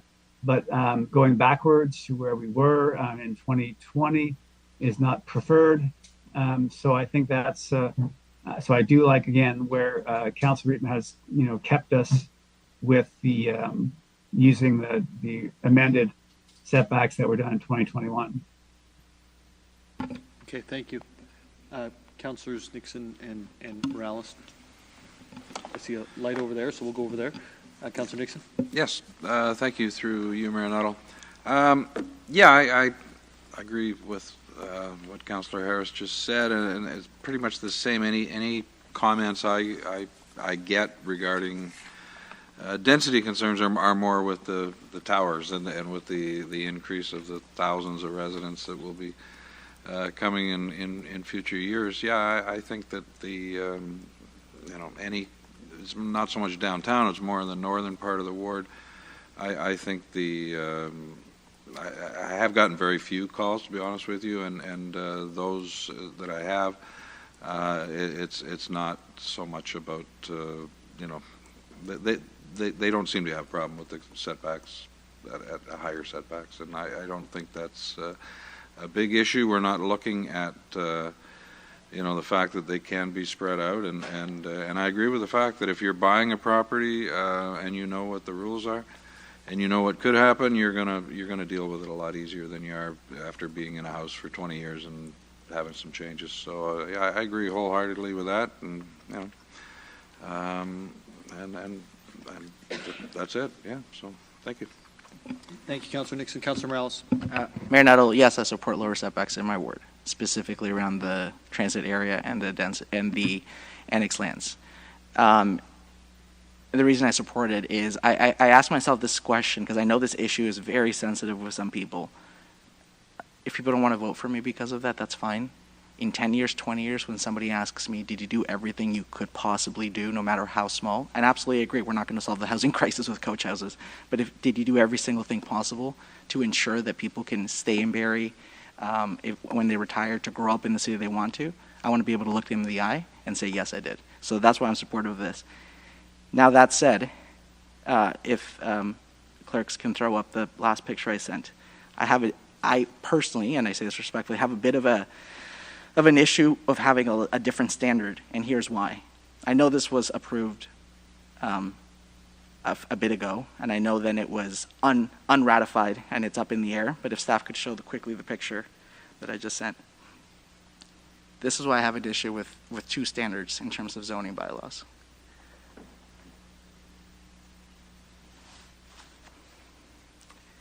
Yeah.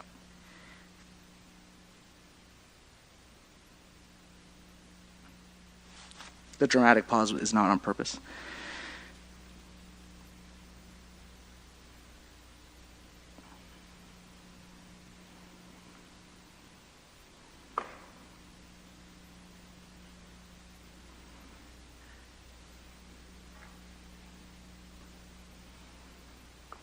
There we go.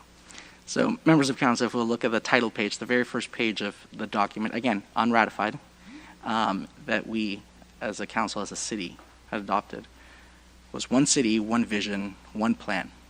The very first sentiment, the very first sentence to communicate to people, there is a culture in the north and a culture in the south. There are two distinct communities. I grew up in the north, represent the south, moved to the south, moved back up to the north, and we all have our own stories. That is the very first message that we sent. And this approach, if approved, would deviate away from that. That's a tough one for me. I've mentioned this one to planning staff in the past. I've been sitting on an opportunity to say this line for a bit, and not trying to be dramatic or negative. That's not how you win people over, their hearts and their minds, and I'm well aware of where the votes are right now. The short answer is yes, I'm willing to put that up for Ward 9 and put my money where my mouth is. But also, having two different standards of that is tough. There's many people who live in Old Barrie who moved there 5 years ago.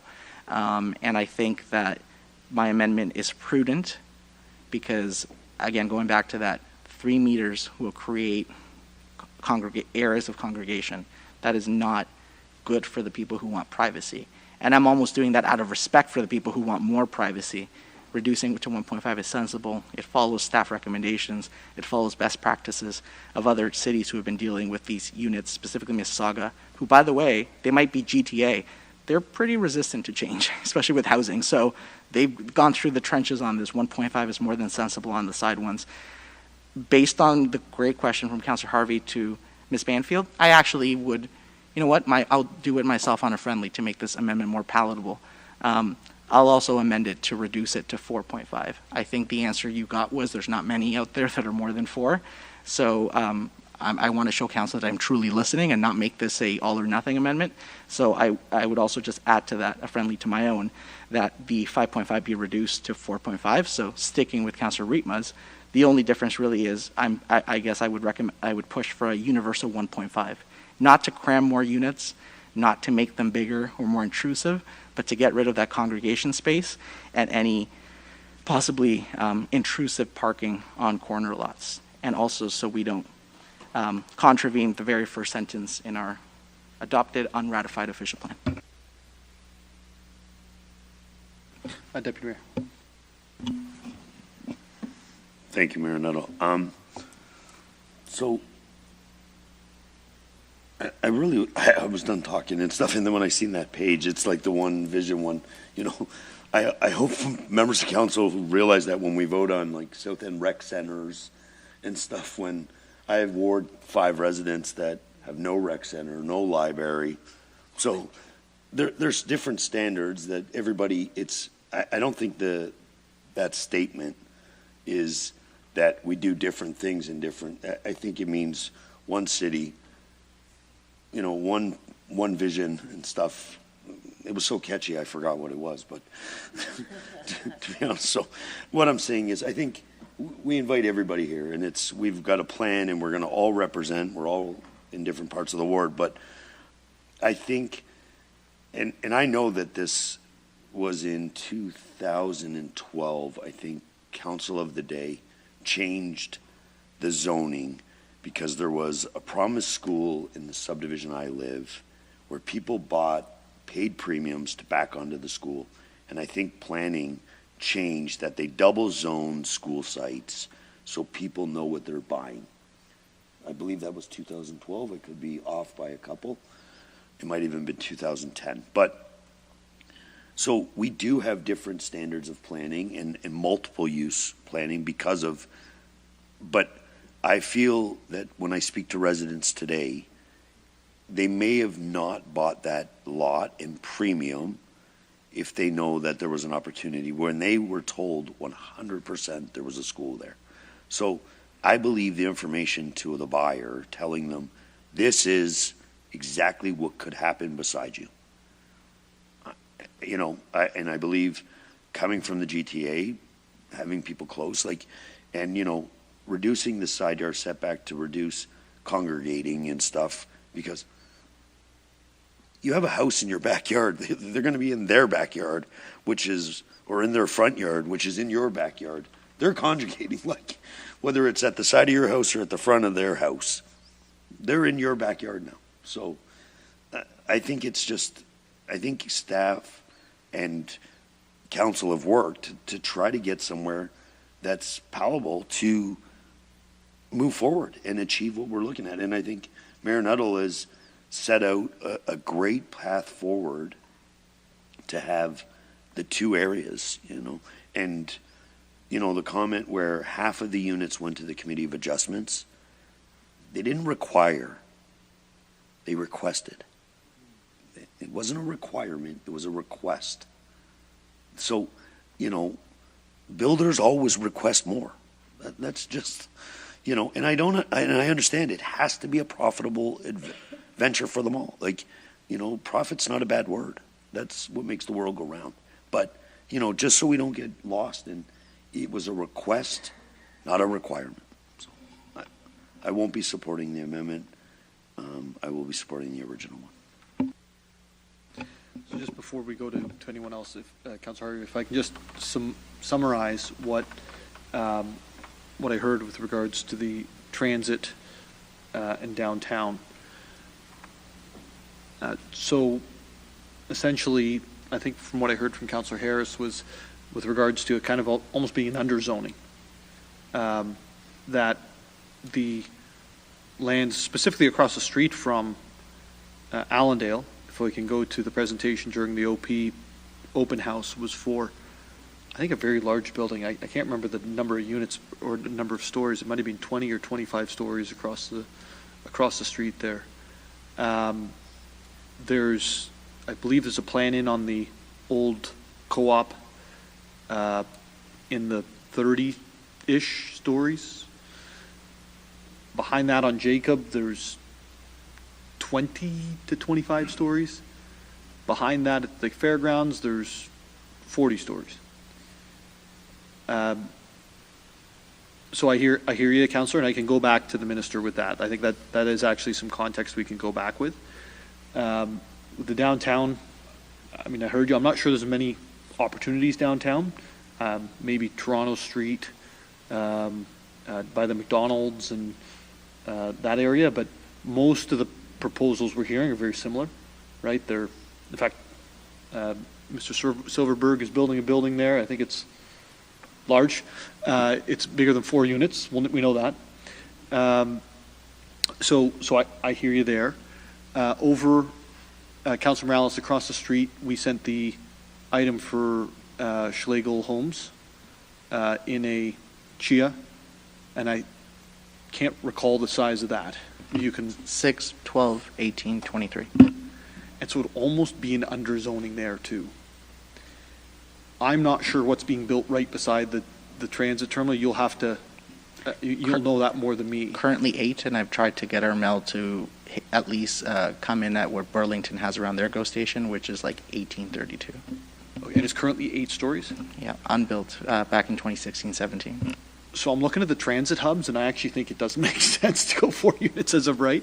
And we can explain that to the feds, and I'll send that off to the minister, including the supporting information, just so we're all on the same page. So thank you for the feedback.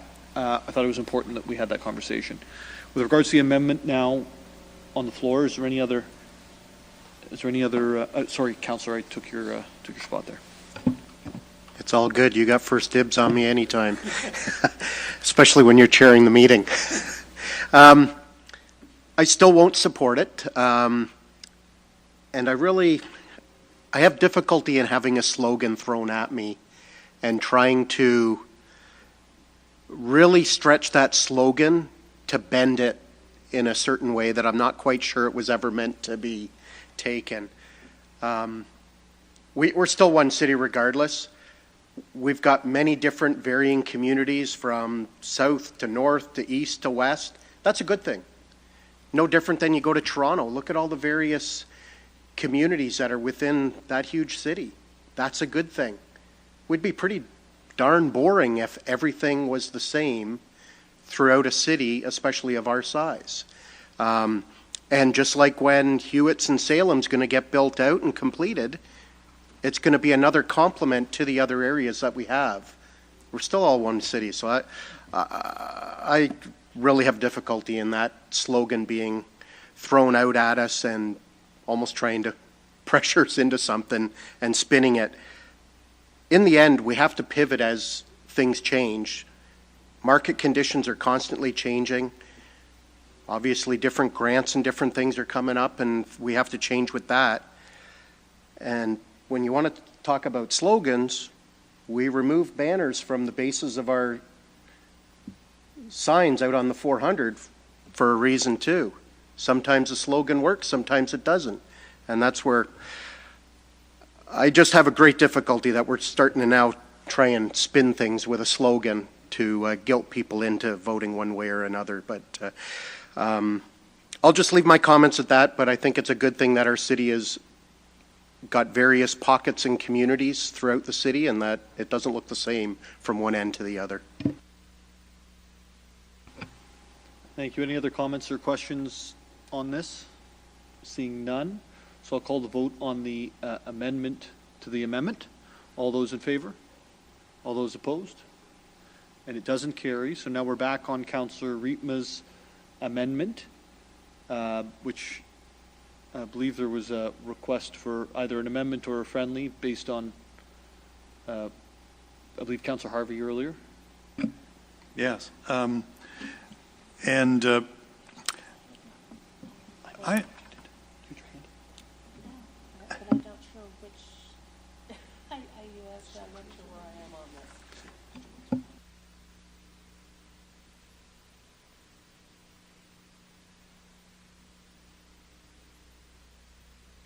I'm sorry, Councillor Corser. So before Councillor Riepma answers that question, right now, the amendment from Councillor Riepma, which would increase the setbacks from what's being proposed by staff back to what the current setbacks are today, that's on the floor. Okay. Floor is yours, and I apologize if I have missed you for the last little while. Because I wasn't.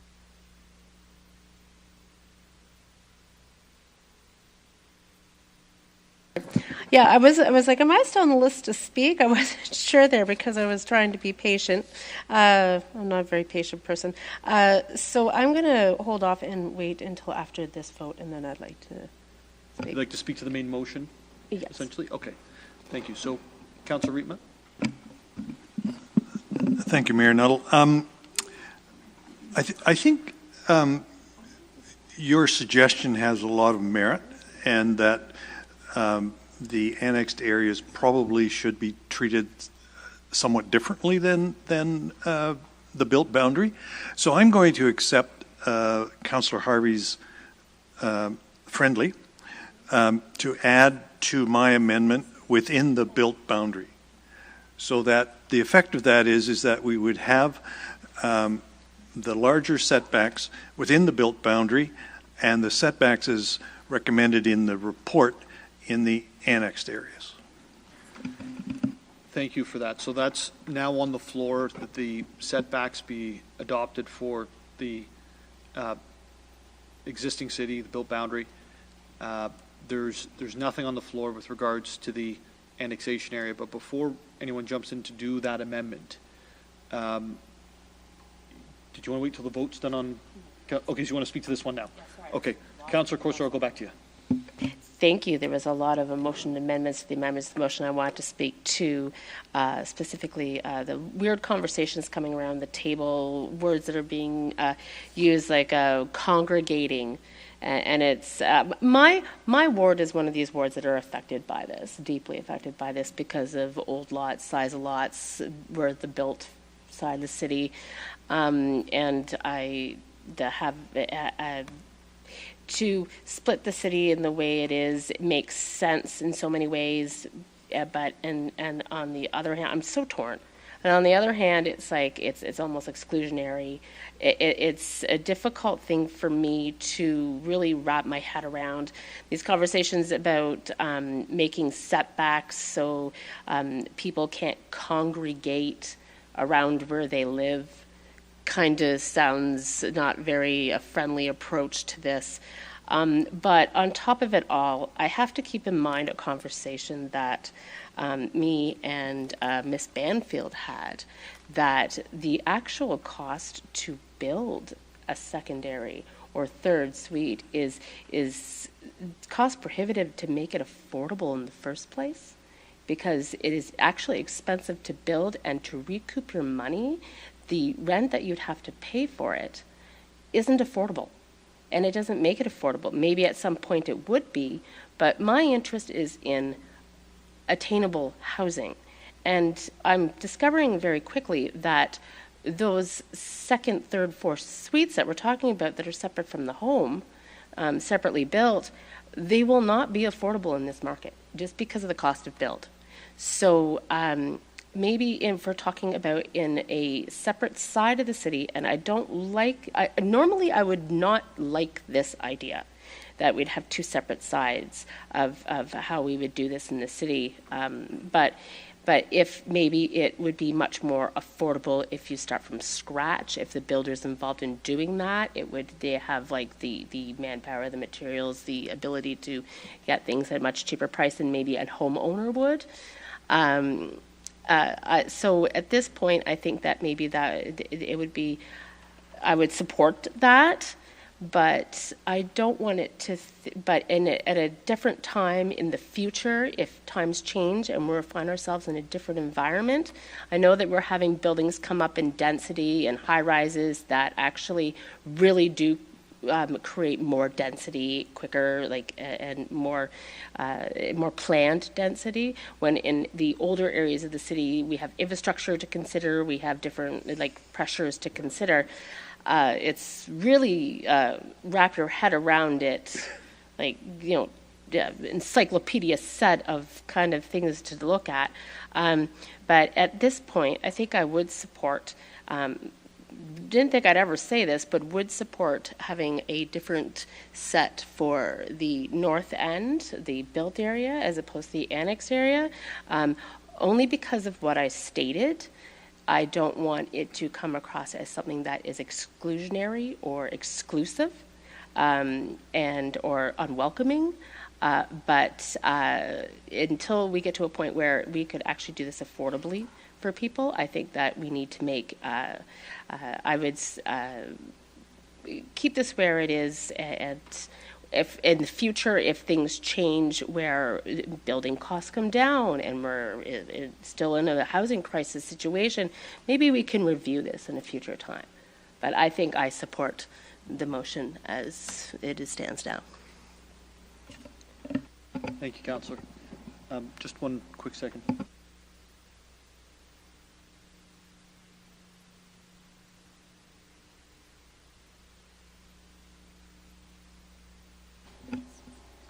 So, Ms. Banfield, is it possible for you to not tonight, because I don't want to put something together on the fly that isn't exactly correct, to work with Clerk's Department and Legal Services on bringing some recommended verbiage for City Council for an amendment for next week with regards to the annexation lands and reduced setbacks compared to, or consistent setbacks with what you've brought forward, or is that not needed because the words within the boundary were used?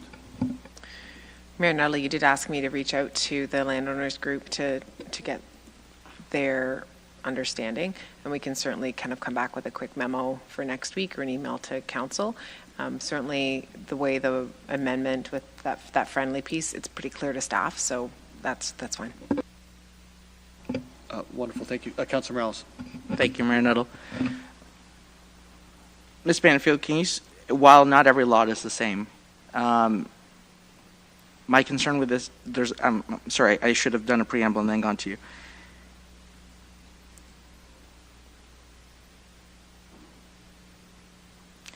So the reality where accessory dwelling units are likely candidates, it's larger lots. I understand there's large lots in Ward 9 on Big Bay Point, and I understand there's small lots on Hickling Trail. But the reality is the candidates that we tend to see with applications tend to be, and I'll say it because, again, I feel for the councillors that definitely have a different reality than I do, is Ward 1, Ward 2, Ward 8 for the most part. Again, there's units everywhere though. So could you speak to maybe the nature that if this amendment were to pass, I feel like we're maybe passing something with the best of intentions, but the reality is applications are not going to materialize by having future lots in the annex lands, because those lots are just by their very nature getting smaller. A developer, they're in the business of building product. They build their singles, their semis, or their towns. Some of them are getting into stacked, but they're not necessarily in the business of doing ADUs, and they want to maximize, squeeze every single profit out of a dollar.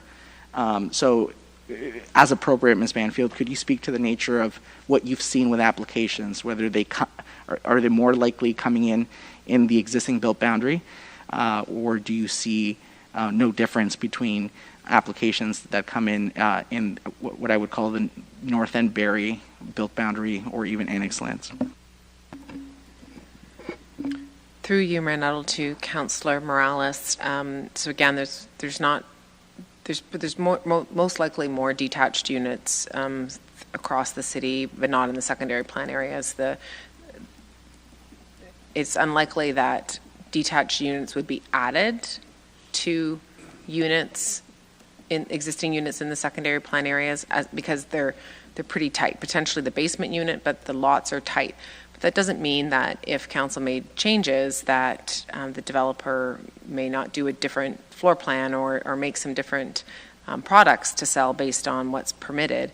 But definitely, I think it's with a lot of the units in the secondary plan areas, I think it's unlikely they're going to be able to fit a detached unit with any, quite frankly, with any standards. But the reduced standards for sure would provide more opportunity, but I do think it'll be a challenge.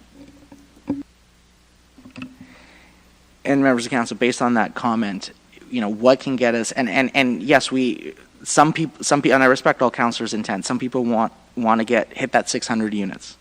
Some people want to get as many units as possible, irregardless of whether we're getting money federally, and all those points are valid. But hearing the feedback from staff, the reality is a lot of the larger lots that we see in the north end of town, the oversized, underutilized lots, and underutilized I mean just because they can fit more. It doesn't mean the homes aren't valuable or the people that live there.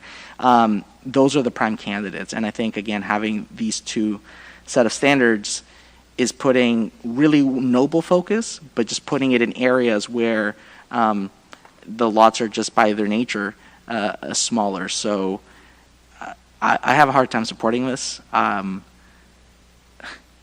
don't think the support around the table is there, but I just want us to be aware. If people vote in favor of this amendment and they're aware of the reality of the things I've said, I have the utmost respect for that vote. But the reality is the prime candidates are oversized and corner lots in the north end, and I count a bit of Ward 8 in there as well, where these can be a possibility. So I won't be supportive of the amendment.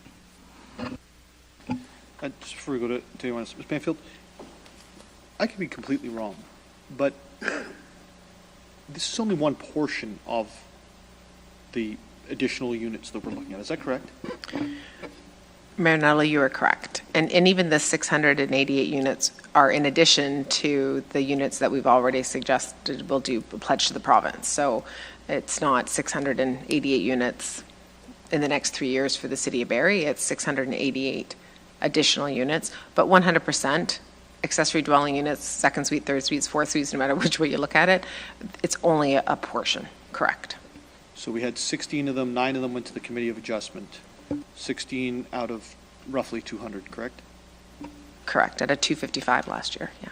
Okay, so if I owned a home and I decided that, I wanted to do an addition and I was going to respect the fire code and I was going to put in a secondary suite attached to my home, how would I do that?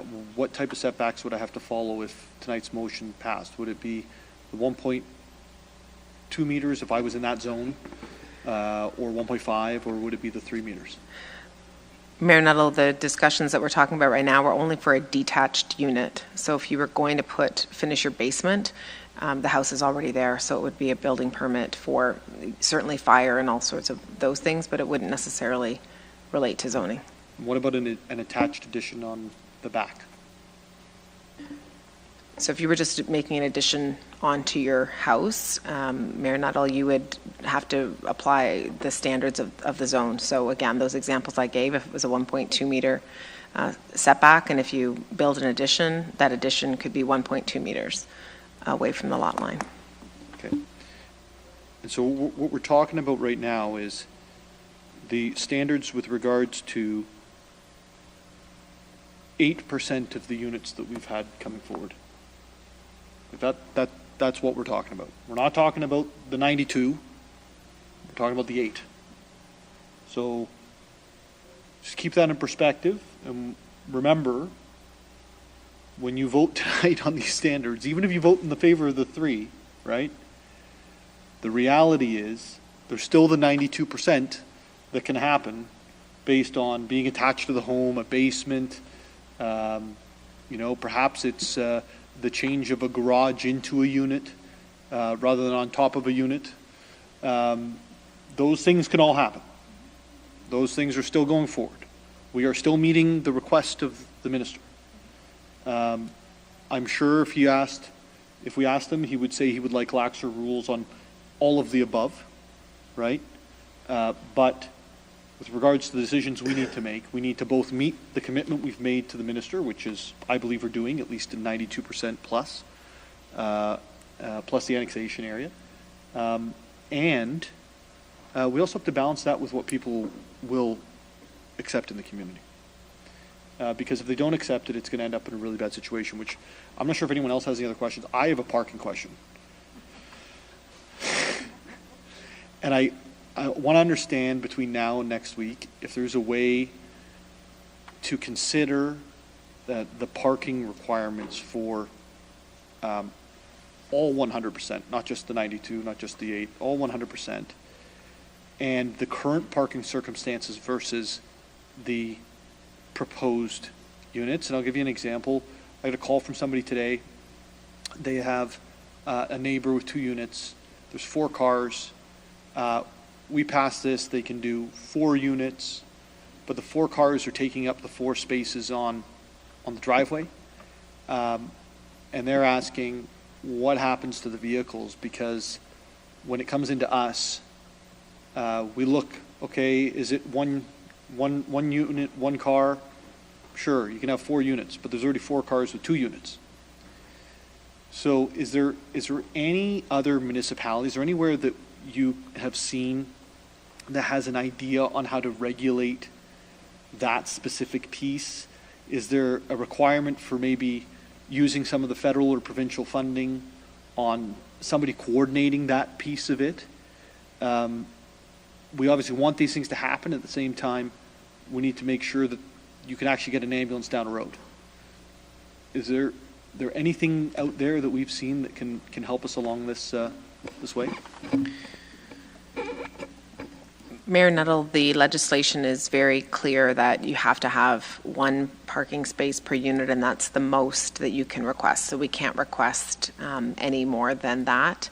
I haven't heard if people are doing different things. As I said, you can't require more parking. Again, keeping in mind that many of these, the idea is that these will go straight to a building permit. So the planning review from a building permit perspective is, do you meet the zoning? Yes, you do. It's a bit different if there's a minor variance or a planning application. There's a different level of review. The idea of this is that, does it have 4 spaces? Do they meet the size requirement? Can you actually drive into them? Like, can you access the parking spaces? So I'm not sure. we can ask around in the municipal network to see if there's other things people are doing besides the requirement, because as I said, the requirement is the most we can ask for is one unit or one parking space per unit. Okay, thank you. Any other questions or comments? Councillor Kunkel. Just a quick comment to that, not to get us too far off track, but on your line of questioning about that specific to parking, it might be great to have a broader conversation in general when we're looking at higher density within residential, and just what does that actually mean by various bylaws? So what does that mean about, I believe current bylaws, 2 dogs per family. And so, when we're talking about compressing a space with how people live, what is the picture that actually is permissible for these situations that are broader than the conversation in the context we're having, which is building housing? It's about living well in a community, and how are we asking people to cope or manage within that, and what are we actually permitting, and where are we setting up people for conflict potentially? So that might be just something where when we're talking about density in residential too, not people live with many animals in a different type of setting, but you usually have a different dynamic when you're looking at shared green space on a residential property. Yeah, like more dog parks, more. Yeah, or even just like, do those bylaws still fit around managing expectations of having potentially 6 dogs, legitimately 8 dogs, legitimately on a 4-unit dwelling? It's an interesting point. Yeah. You got me on fireworks now. I like dogs. I like dogs and people. Yeah. They're going to change my reputation. The pro-dog vote's coming for you. Let me just put it that way. Okay, are there any other questions or comments with regards to the main motion? I'm seeing none. All those in favor of the main motion? All those opposed? Thank you. On the amendment, not the main motion. And opposed? It carries. On the main motion, any other comments or questions? Seeing none. All those in favor of the main motion? It carries. Jim, I saw both your real hand and your fake hand. Did I miss you on some more comments? Yeah, sorry, that was on the main motion. Sorry. Yeah, why don't I permit you to speak, because I missed it, so I apologize. Yeah, thanks. Yeah, and I know a lot of our conversation about the setbacks kind of covered a lot of territory on the main motion. I think for me, I wanted to comment on the main motion. I think, again, in looking at the data, and thank you, Ms. Banfield, for answering my questions today, and looking at, the number of detached accessory dwelling units and the secondary suites, and recognizing that a significant greater number of units are obtained by having the secondary dwelling in the home, so those basement apartments. And I was, given where we are and given where we've worked really hard as a city with infill projects, with understanding the urban growth center and transit hubs and intensification nodes and corridors, like for me, and I know it's a new, and I was trying to find research and data and communities that have gone to a 4-unit per residential, and I wasn't able to find much. And as some have mentioned, and I think it was Councillor Corsi who mentioned the conversations around what it does to pricing. I found some literature. It was out of California regarding the increase in, we have affordability housing prices too, affordability and accessibility or availability. So, the added dwellings actually make the houses more affordable, more expensive, right? So, I think we're doing a lot of great things in the community. We're meeting the provincial targets. Actually, we're exceeding them. I think given the parameters that we have with the already having the provincial direction to have a 3rd unit. And so I think we have that tool.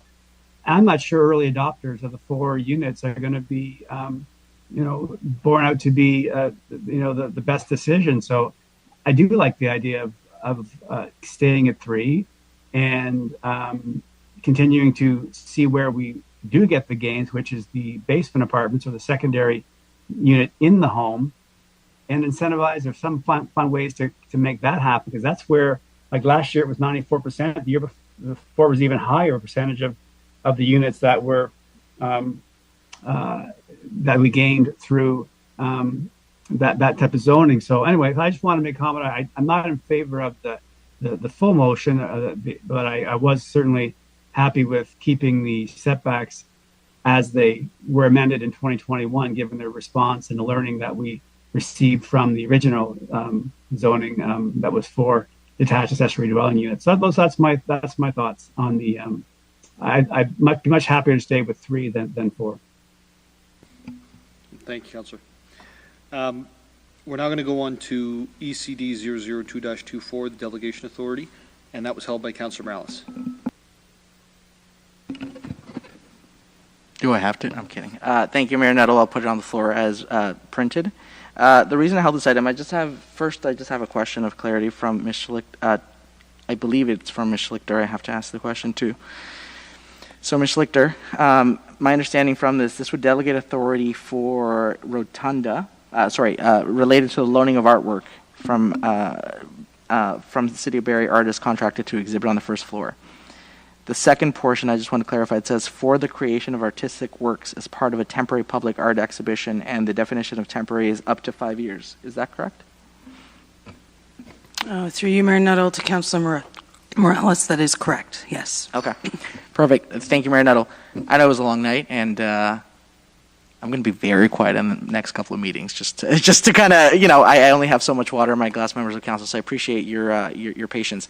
On this one, though, some of the last words you said before we got into the ADU discussion, if I could just replay that tape back. I'm not asking IT to do it, but if I could, I would just play what you said about we are members of council, we are elected, et cetera. This is how I find this. It's not a big deal, and I don't want to make this a half an hour thing, but I just think of the soapbox. I am not saying I know more art than people who are trained, who have life experience, who have been in the trenches on that. But a line that you've said before, and I might get it wrong, so please call me out if I do. When staff make a decision, we own it. And so with something like this, I'm not saying that we should be intrusive into decisions with this, but I know that the soapbox was a real issue.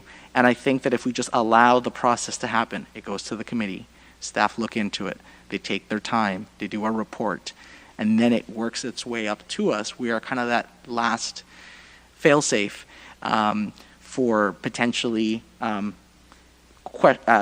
for potential art installations under 5 years, that I think we should just preserve that. So I just wanted to put it on the floor to make that point. I don't know if any other members maybe share that perspective. I don't want to piecemeal different thoughts you've had in the past and present it that is your stance, Mayor Nuttall, because you haven't said that it was.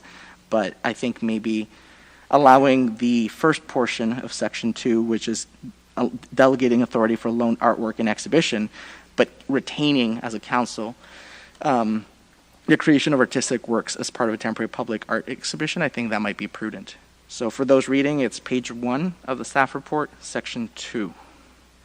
Or I guess, recommended motion, but it's repeated again in Section 2. If I can follow up, would it come to council based on the?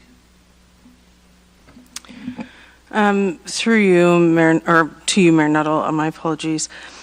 What's happened, the way the public art policy is written, the Public Art Committee and staff in Economic and Creative Development have the ability to support and approve those temporary installations.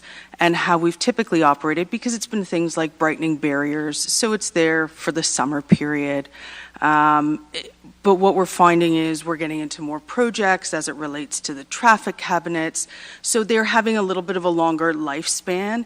And when we look at the agreement, so when we put forward for artists, they agree to license their work to us, it's very much a one-way acknowledgement. Because the city wants to retain rights related to being able to take it down, should it get damaged, some of those pieces, having an agreement where both parties are signatory just provides better protection for both the city and the other party. So as it stands, for us to be able to get those agreements, we would need to come to council every time, and we think that is the more prudent way to go. So what we are asking for is, in alignment with the policy, we would need the the delegated authority to make it a two-way agreement as opposed to the artist right now just giving us a one-way release. Okay, so the delegated authority by council to staff in order, and is there then a communication that goes to council in any way on that? To you, Mayor Nuttall, we typically give you regular updates when we've done a Brightening Barriers program. Here's the installation, here's the artists, here's what they look like. We've done that for pretty much all of our temporary art programs, so we could continue in that manner. That'd be before or after it's signed? That would typically be after in this case. If there's a desire to do that before, then we would need to amend the policy accordingly and come forward in that way. And there lies the point. I'm not trying to be intrusive, and again, I respect people who are qualified at this, but I want to find a happy medium between what's written and, yeah.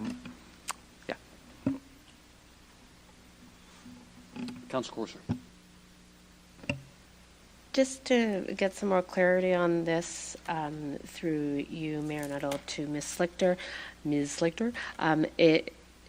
would that mean that, I might be way off base here, but does that mean that every cabinet that comes up for public art would come to council, general committee, go through the whole process to have one single cabinet approved to be done? Sorry, just to confirm, a notice from them telling us what's going to be coming does not require us to have a staff report on the agenda, the committee, then the general committee, then the city council, okay, and go forth. It's a circulation list item, at least that's what I was anticipating when I asked the question.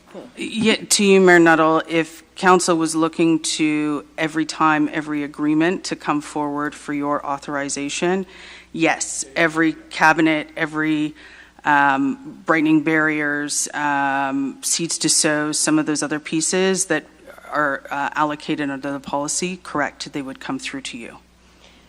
Oh, Yeah, go ahead. Okay, that would be, but as Mayor Nuttall mentioned, that would be on the circulation list then or it would come to council? If we required sign off and no designated authority to do that, that's what would happen. Come I to think council. what I was asking was actually if we can just have a communique saying, hey, this is what we plan on doing in the future.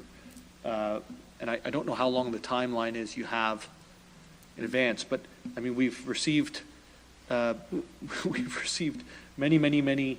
memos that have, in some cases, actually undone what council's approved on large items. I'm sure we can take a small art item and say, hey, here's what's going to be happening. Through to you, Mayor Nuttall, we could circulate a memo indicating the selection, and we would sign an agreement, but a memo doesn't provide the opportunity for council to provide direction or authority. So that's typically why we've done it post-selection. You guys have to pull it off circulation. Because here's the outcome, here's what we're doing, here's when it's coming. It's more of a activity as opposed to a permission. Right, but if it's on the circulation list, we can then refer it to a committee if we deem so needed, right?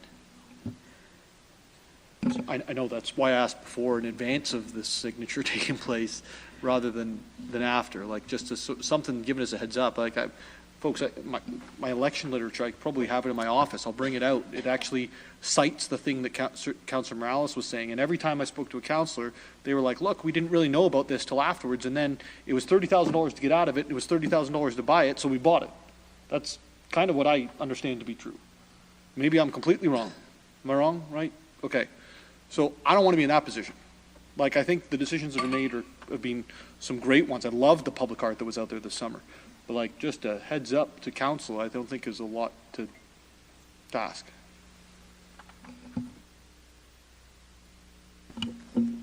If I may, just a point of clarity. So through you to Ms. Stickler. This is more administrative because everything now would be brought to council if it's outside the Barrie Public Art budget.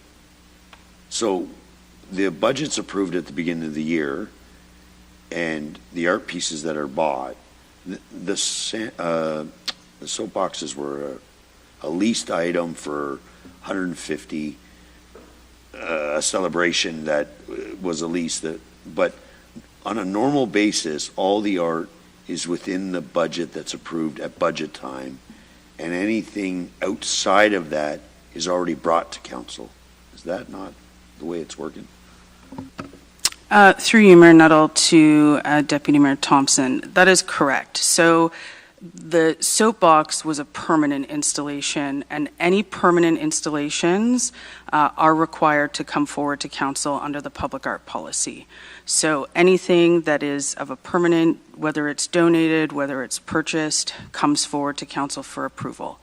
Temporary pieces are more projects related to brightening barriers, to the traffic cabinets, potentially murals when they're on city, things that the community bring forward, council projects for your beautification, seeds to sow, which you've approved, that we brought forward. There's a budget assigned to it. So everything is within the scope of the budget, the policy.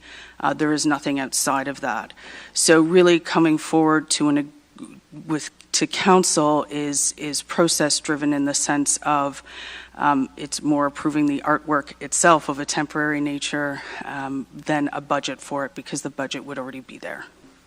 Maybe just to follow up, if you don't mind. Do you sit on that committee? Yes, I do. Who else sits on that committee? Councilor Corser. Okay, thanks. And I will say, and Stephanie can, or Ms. Slicker, sorry, can attest, there was some challenges with the Barrie Public Art Committee and policy, and when it was moved, or the, I guess, promotion, and Stephanie took it over to her, Ms. took it over. That was one of the first things that was changed in the governance and procedure and policy, to not have, like the soapboxes, I know in your literature, but there was a whole thing to it. And actually, if you know public art, it's done exactly what it's supposed to. Everybody talks about them, so that's the purpose behind art. But what I'm saying is, there was some policies that probably weren't being followed and stuff, which I would say within the last 3 years or so, it has changed. Where that's why I think this is just administrative. So if we get in hot water, it's you two that are on the line, not me. Big shoulders. Big shoulders. I'll take that on. Okay. Any other questions or comments? Yeah, Councilor Morales. Thank you, Mayor Nuttall. I just want to clarify one quick. My intent is definitely not to hold up the traffic cabinets. Ms. Schlichter will confirm this. I've bugged her way too much the last year about trying to get some for graffiti abatement.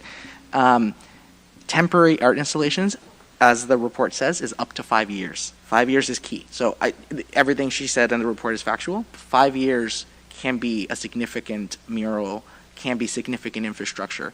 It could be another art installation, right? Like we had Thinking Man, I believe, for definitely over a decade, and the squares, I forget what the time period is for that, but it falls into that gray area where I hate that I'm tying up traffic and the bright spot Barrie stuff, but I also want to keep a bit of that. Absolutely trust our council representatives on that, but this is the kind of stuff that we don't want to make breakfast television again. We don't want to have that discussion. So maybe if let me ask Ms. Schlichter a question. Is there anything in the existing policy, which is that it comes to council and we rubber stamp it, which we have, to my understanding, we've rubber stamped it, and that's not a derogative term. We've approved everything other than the sandbox thing, which I held and we had a discussion about. But is there really an issue right now that needs to be fixed? Maybe the timing of the artist RFPs for some of the art, but beyond that, is there a specific issue that this as written is trying to address? Through you, Mayor Nuttall, to Councilor Morales, we're actually the intent of this report is to tighten up some of the governance, in the sense that we've had one-way acknowledgements with artists. And again, for relatively smaller pieces, shorter periods of time, it's more from that governance piece that we brought it forward, that we believe we should be entering into two-way agreements where both parties sign, just because of the commitments and, to your point, some of that duration. So certainly it is something that council could review in terms of how we come forward, but that was the intent, is to more from a governance perspective tighten up the program. Ms. Schlichter, is there any language on the spot, and I hate to put you on the spot, that you would recommend that would make it distinct that yes, we go with the recommended motion for things such as bright spot, traffic abatement, other more temporary things in nature, but it wouldn't necessarily apply to public art, murals, and other more permanent infrastructure? Is there any language? That might be unfair to ask you at 9:45 on the spot, but I think that there's some interest to at least have the discussion. I don't know if it would actually go forward. Through you, Mayor Nuttall, to Councillor Morales, there could be some language that either identified programs specifically, a duration of time, so you could change the duration of the temporary art and its installation time period for which it would need to come forward.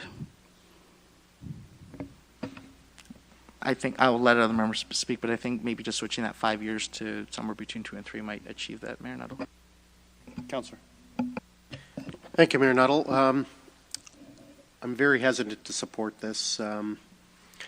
Regardless of what our issue that may have come to light in the last term of council, we have committees for a reason. And to boot, when we've got a committee that has 2 members of our council on it, if anything were to go sideways, we know exactly where to point the finger, and we've got nobody but our own to blame. But to put an extra layer into everything and have it to come around this table, look at how much time we've just been spending talking about this. I wouldn't even want to add up how much time we talked about those soapbox things the last time. I just don't think, I think we've got bigger and better things around this table to be talking about. And also, too, I'm no art expert. Apparently, Deputy Mayor Thompson has become one.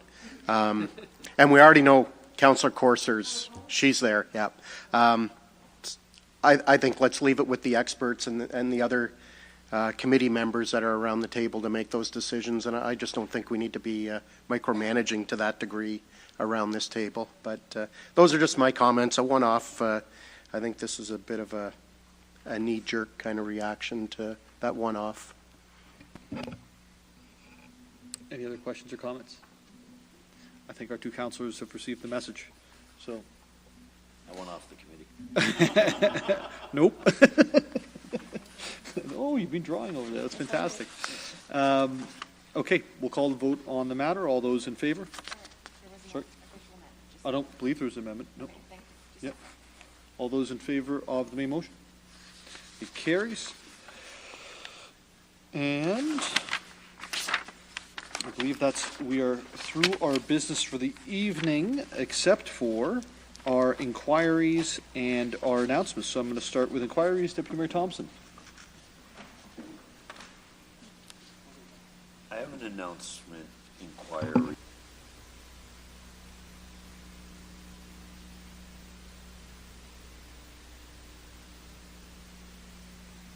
Somebody else has. Any inquiries from members of committee? Seeing none, we're going to go to announcements. You're back up. Thank you, Mayor Nuttall. I'll start off with my inquiry to my Mr. Miller. Through you, Mayor Nuttall. Could you tell me the last time the City of Barrie received a substantial amount of money from the federal and provincial government? So my memory serves me, it was 2009, which was stimulus money that helped with Lampman Lane, maybe a little bit of the Hawley and Fire Station 1. If that, is that my memory? Would that be correct? Well, through you, Mayor Nuttall, Deputy Mayor Thompson, I might have to ask the historian on staff to confirm, but I believe you are correct. I think the 5 Points Theater might have been. Mr. Miller, you better just say that's because of the knowledge. So, Ms. McAlpine? Mayor Nuttall, through you to Deputy Mayor Thompson, I believe that was the last time. I am ancient, but not entirely decrepit. And maybe just to follow up, if, like I said, I wasn't on council, but watched and stuff, just shy of 10 million, like 9.2 or something? I don't have the number off the top of my head, but I believe it's 9.3 or 9.6, one of those. Okay. So here's more of my comment, and I'm really sorry, Mayor Nuttall, if you have something on your announcements and stuff, but we had a really good week last week, and you know, we set direction, but staff do the work. Like it's from, like we have a vision, you know, through the leadership of the mayor, a vision of plan, and we implement it, but it's through staff. Like, you know, we're getting houses built, we've got procedures, and I think it's the hard work of everybody around here. And, you know, I said it in my inaugural speech that you learn really quick that this is a team sport. And, you know, so I'll start with CIO Prowse, who's in his office virtually, but you know, it starts there, and you know, it goes to our planning, engineering, communication, and it's that, you know, that allow this. And you know, there's a lot of people on council and in the public that don't know how hard Mayor Nuttall has worked for this. You know, driving to watch the minister speak, cornering them, you know, and literally explaining why it's great to come to Barrie and do, because of all the work we're doing. And I just, you know, it was great as a councillor, as the deputy mayor, or just as a resident to, you know, we were in the national news for lots of good reasons last week. And like I said, so kudos to staff and my fellow colleagues. There's a lot of hard decisions and a lot of hard work. So that's, I don't know if that's an announcement or pumping the tires.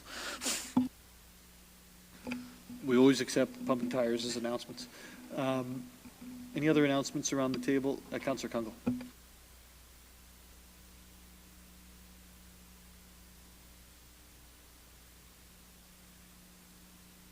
Excited about voting for your Barrie Bird. We have almost 2,500 votes. Let's go Nuthatch, right? Deputy Mayor Thompson, which is third place at this time. But very pleased to see this is something that's actually creating a nice stir and interest. My compliments to the City of Barrie Bird team, which are also a complement of broader individuals and just those with nature. Barrie, and they've been engaging schools. So I believe it's 2 schools to date, and hopefully more to come, that are actually using this as an opportunity to engage students around researching the birds, getting involved in the importance of supporting our bird species and migratory habits, and actually then choosing a bird. So excited to be unveiling this around May 11th, around World Migratory Bird Day, but I was remiss last time in announcing this to not have mentioned the incredible work and partnership that our City of Barrie communications team does on this project. And so they've been amazing champions to be able to support this initiative and a community group that has brought this forward. And so to Rebecca and your full team, thank you for working with that community group and establishing the poll and making sure that we have an ability to actually reach out to multiple residents. So please vote for your City of Barrie Bird on buildingbarrie.ca, and you can cast your vote up until March the 31st. My second and last comment really is a bit of a celebration. So I did want to take a moment because in Ward 3 at our East Bayfield Community Centre, the Green Rink is home to our Barrie Junior Sharks. And so there was a lot of celebration over the weekend. So on Sunday, they hosted their last pregame of the season, but also did celebrate some significant milestones. So the Junior Sharks players and staff had the best ever regular season finish. And with the final regular season, they had a record of 25-16-2 and a 7th place finish overall. So congratulations to that team. They're looking to make some waves at the OWHL U22 Elite League playoffs in Toronto on April 5th to 7th. I did also want to say thank you to those Sharks. So Councillor Courser and I were able to sponsor a table at the International Women's Luncheon and had the chance to sit down with members of our ladies, the Sharks and their coaches. And on the weekend, they were celebrating a lot of graduating athletes. And we were able to actually speak to 3 that are going on at minimum. Those at the table represented 3 Sharks, and all 3, I believe, were going to the States on scholarship. So leading on and off the ice in many ways, but to the whole program happening, we've got a very strong and dedicated system between sponsors to supporters to families to players and to staff and facilities. So thank you for everyone to make that happen. Thank you, Councillor Courser and Councillor Nixon. Councillor Kungl and Councillor Nixon. I haven't been around for a while. I'm mixing up names now. Councillor Nixon. Okay, thank you, Mayor Nuttall. Yeah, first of all, Friday, April 5th, the 18th annual Battle of the Bands will be held at the Ranch 2.0. Has it always been Ranch 2.0? Or has it just been the Ranch? It is now. It's changed. Who knew? So anyways, this is put on by the Kempenfeld Rotary Club, and it's their 18th year so far. They've raised over $655,000. 100% of the proceeds going to local charities and projects. So, yeah, Friday, April 5th, 7 p.m., the Ranch 2.0. And also, this is not necessarily an announcement, but I got the mic, so I just wanted to just mention briefly, and we talked earlier about the sign that will, I guess, come for a third reading next week regarding 9 Mile Portage. And I just wanted to just get it on the record, and I wanted to thank 2 people. One is a Ward 4 resident, Dieter Mueller, who has been very instrumental over the last several years. He's kind of a local historian. He's got a big thing for that sign, and he should, because it's probably the most historic site in the city. Goes back to like the 1600s. And so I just want to thank him for all his efforts, and I just want to thank Councillor Rietma for putting the motion forward a few weeks ago. So that's it. Thank you. Thank you, Councillor. Any other questions or comments, or sorry, any other announcements? Seeing none. A couple things. First of all, anyone who's educated on birds knows the white-breasted nuthatch is the way to go. If you're uneducated, there's 5 other choices, but if you're educated, that's the only one. With regards to, I don't think the mayor's ever campaigned for an online poll before. I'm just going to throw that out there. I might be interfering in something I shouldn't. Secondly, with regards to overnight on-street parking restrictions, they're in place until the 31st of this month. And it's prohibited between 3 and 6 a.m. within the downtown business improvement area, and on other streets between 12 and 1 and 7 a.m. If you have need for more information on that, it's barrie.ca/snow to grab that information, but it is in place until the end of the month, and if you want a reason why, look outside today, and that you will find it. Finally, on the what the Deputy Mayor already alluded to with regards to the money coming from the federal and provincial governments, and quite frankly, more information we received today with our investments, but let's start on last week. I think it's pretty neat when we're being recognized by both the Conservatives and Liberals as a place that's getting it done on housing. Like, that is really, really cool. If you go and do your research, you might not find another place in Ontario that has happened. I think it speaks to the job that's been done by our public servants. It speaks to the political will around the table to continue, as we even heard tonight. And I just want to say thank you to our public servants and our council for making that happen. We have become an attractive place to invest, not just for the private sector, but also for government. And the stability as a city, whether it's inside of our public servants or if it's inside of this council, the stability that we have portrayed and the wisdom in how we've conducted ourselves goes a long way towards that.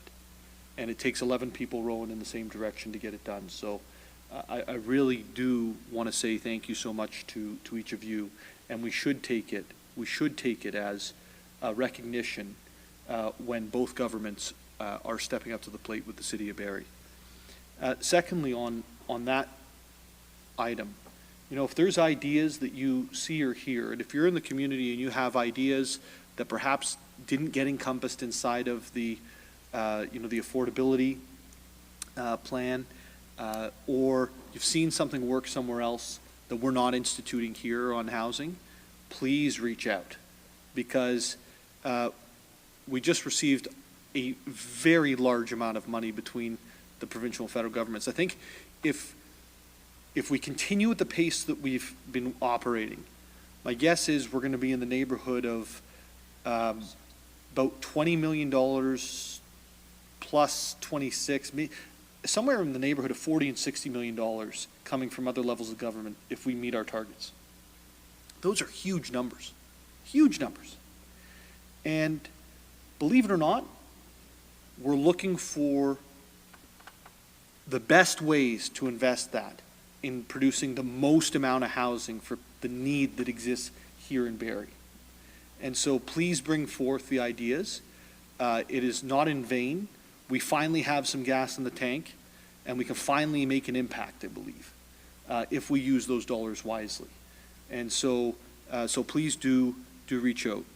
The final piece of that I want to leave with you is that staff are going to be doing some work for members of council. I want the same to ring true for you. I know, Councillor Corser, you've talked about co-op consistently. My expectation for members of council is to find what you believe works and bring it forth. It doesn't mean it's going to be adopted. We've got to make those choices. Staff have to come back with those reports. But get in now with the requests, because coming at the final hour or in a council meeting, we know how that always ends up. It always ends up getting submarined. So it's better to have that impact now, get those ideas in now if you haven't had them before, because I think that you'll be able to actually see some real benefit through that. I'm creating a whole lot of work for our team by saying that, but I think it's really important that everybody buys into this part of the process. And finally, a point from earlier that I just wanted to stress about North Barrie. If we have our way and there's a boundary change, there's bound to be a few properties that are going to be residential in nature, and they can have the same setbacks as the annexation lands in the south, and we would have both the north and the south part of the city living with the same conditions. Circulation list. March 13th. Are there any items from the circulation list? Seeing none, we'll go to March 20th. Councillor Rietma. Yes, item C6 is a letter from the town of Cobourg, and it has to do with the historic listing of historic houses, and a request that is going to terminate next year, and a request to extend it. And I would like to refer that to Affordability Committee so that we can deal with it there, because Heritage Barrie reports into Affordability Committee. There's a referral motion to Affordability with regards to C6, I believe, on the circulation list for March 20th. All those in favor? Carries. That's referred. Any other items on that agenda or on that circulation list? Seeing none. Oh, sorry, Councillor Harvey, I almost missed you there. Yeah, no, actually, I was trying to find it. It's the one that you and I spoke about the other day. C7, correspondence from the town of Aurora in regards to gymnasium use, and a letter being sent to the Ministry of Education. Obviously, we have the same concerns and issues here. I'm not quite sure what committee would be best to refer that back to. I believe it was community safety that we took that to. Yeah? Yeah, so that would be community safety. Okay, then I would recommend that we refer that back to community safety. Thank you. All those in favor? Carries. Any other items on the circ list? Seeing none, we are adjourned at 10:04 PM on the 20th of March.